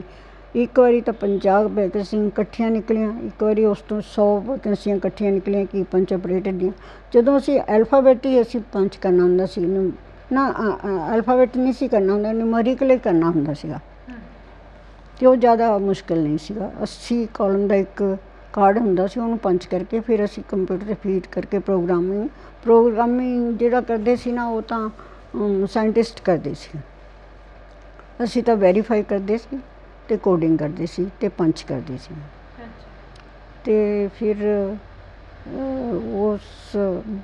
ਇੱਕ ਵਾਰੀ ਤਾਂ ਉਸ ਇਮਤਿਹਾਨ 'ਚੋਂ ਵੀ ਮੈਨੂੰ ਪਾਸ ਹੋਣ ਤੋਂ ਬਾਵਜੂਦ ਵੀ ਜੁਆਇਨ ਨਹੀਂ ਕਰਨ ਦਿੱਤਾ, ਬਿਕੋਜ਼ ਮੈਂ ਉੱਥੋਂ ਨਹੀਂ ਸੀ ਆਈ ਇੰਪਲੋਇਮੈਂਟ ਐਕਸਚੇਂਜ ਤੋਂ। ਤੁਹਾਡਾ ਨਾਂ ਨਹੀਂ ਸੀ ਆਇਆ? ਹਾਂਜੀ, ਫਿਰ ਦੂਸਰੀ ਵਾਰ ਆਇਆ। ਪਰ ਜਿਸ ਦਿਨ ਮੈਂ ਦੂਸਰੀ ਵਾਰ ਸਿਲੈਕਟ ਹੋਈ, ਜਿਸ ਦਿਨ ਜੁਆਇਨ ਕੀਤਾ, ਉਸ ਦਿਨ ਮੈਂ ਠੀਕ 25 ਸਾਲ ਦੀ ਹੋ ਗਈ ਸੀ। 25 ਸਾਲ ਤੋਂ ਬਾਅਦ ਦਿਲ ਰੱਖਦੇ ਨਹੀਂ ਹੈਗੇ ਗੌਰਮੈਂਟ ਜੋਬ 'ਚ। ਹਾਂਜੀ। ਅਤੇ ਬਸ ਉਹ ਮੇਰੇ ਵਾਸਤੇ ਲੱਕੀਐਸਟ ਡੇ ਸੀਗਾ। 23 ਜੂਨ ਸੀਗਾ ਸ਼ਾਇਦ 65 'ਚ ਮੈਂ ਜੁਆਇਨ ਕੀਤਾ ਸੀ। ਉਸ ਤੋਂ ਪਹਿਲਾਂ ਦੀ ਵੀ ਇੱਕ ਕਹਾਣੀ ਸੀਗੀ ਕਿ ਅੱਜ ਦੇ ਵਕਤ 'ਚ ਸ਼ਾਇਦ ਚੀਜ਼ਾਂ ਨਹੀਂ ਬਦਲੀਆਂ, ਹੈ ਨਾ, ਅਤੇ ਉਦੋਂ ਵੀ ਵਕਤ ਇਹੀ ਸੀ ਵੀ ਕਾਬਿਲ ਹੋਣ ਤੋਂ ਬਾਅਦ ਵੀ ਤੁਹਾਨੂੰ ਬਹੁਤ ਵਾਰੀ ਨੌਕਰੀ ਨਹੀਂ ਮਿਲਦੀ, ਅਤੇ ਰੀਜ਼ਨ 2 ਹੀ ਹੁੰਦੇ ਨੇ ਵੀ ਜਾਂ ਫਿਰ ਔਰਤ ਆਪਣਾ ਆਪ ਪੇਸ਼ ਕਰੇ ਜਾਂ ਫਿਰ ਤੁਸੀਂ ਪੇਸ਼ਗੀ ਕੋਈ ਰਕਮ ਪੇਸ਼ ਕਰੋ, ਹੈ ਨਾ। ਹਾਂਜੀ, ਤਾਂ ਇਹ 2 ਸਮੱਸਿਆ ਮੇਰੇ ਸਾਹਮਣੇ ਵੀ ਆਉਂਦੀਆਂ ਸੀ। ਬਿਲਕੁਲ ਆਈਆਂ, ਹੈ ਨਾ, ਆਈਆਂ ਵੀ ਨੇ ਅਤੇ ਆਉਂਦੀਆਂ ਰਹੀਆਂ ਸੀ। ਇਸੇ ਕਰਕੇ ਮੈਂ ਸਕਸੈਸ ਨਹੀਂ ਹੋ ਰਹੀ ਸੀ। ਅਤੇ ਉਹਨਾਂ ਬਾਰੇ ਜੇ ਮੈਂ ਦੱਸੂੰਗੀ ਤਾਂ ਸ਼ਾਇਦ ਤੁਹਾਡਾ ਸੰਘਰਸ਼ ਛੋਟਾ ਪੈ ਜਾਊਗਾ, ਅਤੇ ਮੈਂ ਚਾਹੁੰਦੀ ਹਾਂ ਵੀ ਤੁਸੀਂ ਦੱਸੋ। ਦੇਖੋ, ਪਹਿਲੀ ਗੱਲ ਹੈ ਕਿ ਜਿਹੜੀ ਕਲਾਸ ਨੂੰ ਮੈਂ ਬਿਲੋਂਗ ਕਰਦੀ ਸੀ, ਲੋਅਰ ਮਿਡਲ ਕਲਾਸ ਨੂੰ ਬਿਲੋਂਗ ਕਰਦੀ ਸੀ, ਠੀਕ ਹੈ। ਜਦੋਂ ਅਸੀਂ ਦੋਨੋਂ ਵੀ ਕੰਮ ਕਰਨ ਲੱਗੇ, ਜਦੋਂ ਮੈਂ ਅਤੇ ਮੇਰੇ ਹਸਬੈਂਡ ਵੀ ਕੰਮ ਕਰਦੇ, ਮੇਰੇ ਹਸਬੈਂਡ ਤਾਂ ਮੇਰੇ ਕੋਲ ਬਾਅਦ 'ਚ ਲੱਗੇ ਨਾ, ਜਦ ਤੱਕ ਮੇਰੀ ਨੌਕਰੀ ਤੋਂ ਬਾਹਰ ਲੱਗੇ ਉਹ। ਜਦੋਂ ਅਸੀਂ ਝੌਂਪੜੀਆਂ 'ਚ ਮੈਂ ਜੁਆਇਨ ਕੀਤਾ, ਉਸ ਤੋਂ ਥੋੜ੍ਹੀ ਦੇਰ ਬਾਅਦ ਹੀ ਉਹਨਾਂ ਨੇ ਜੁਆਇਨ ਕਰ ਲਿੱਤਾ ਸੀ।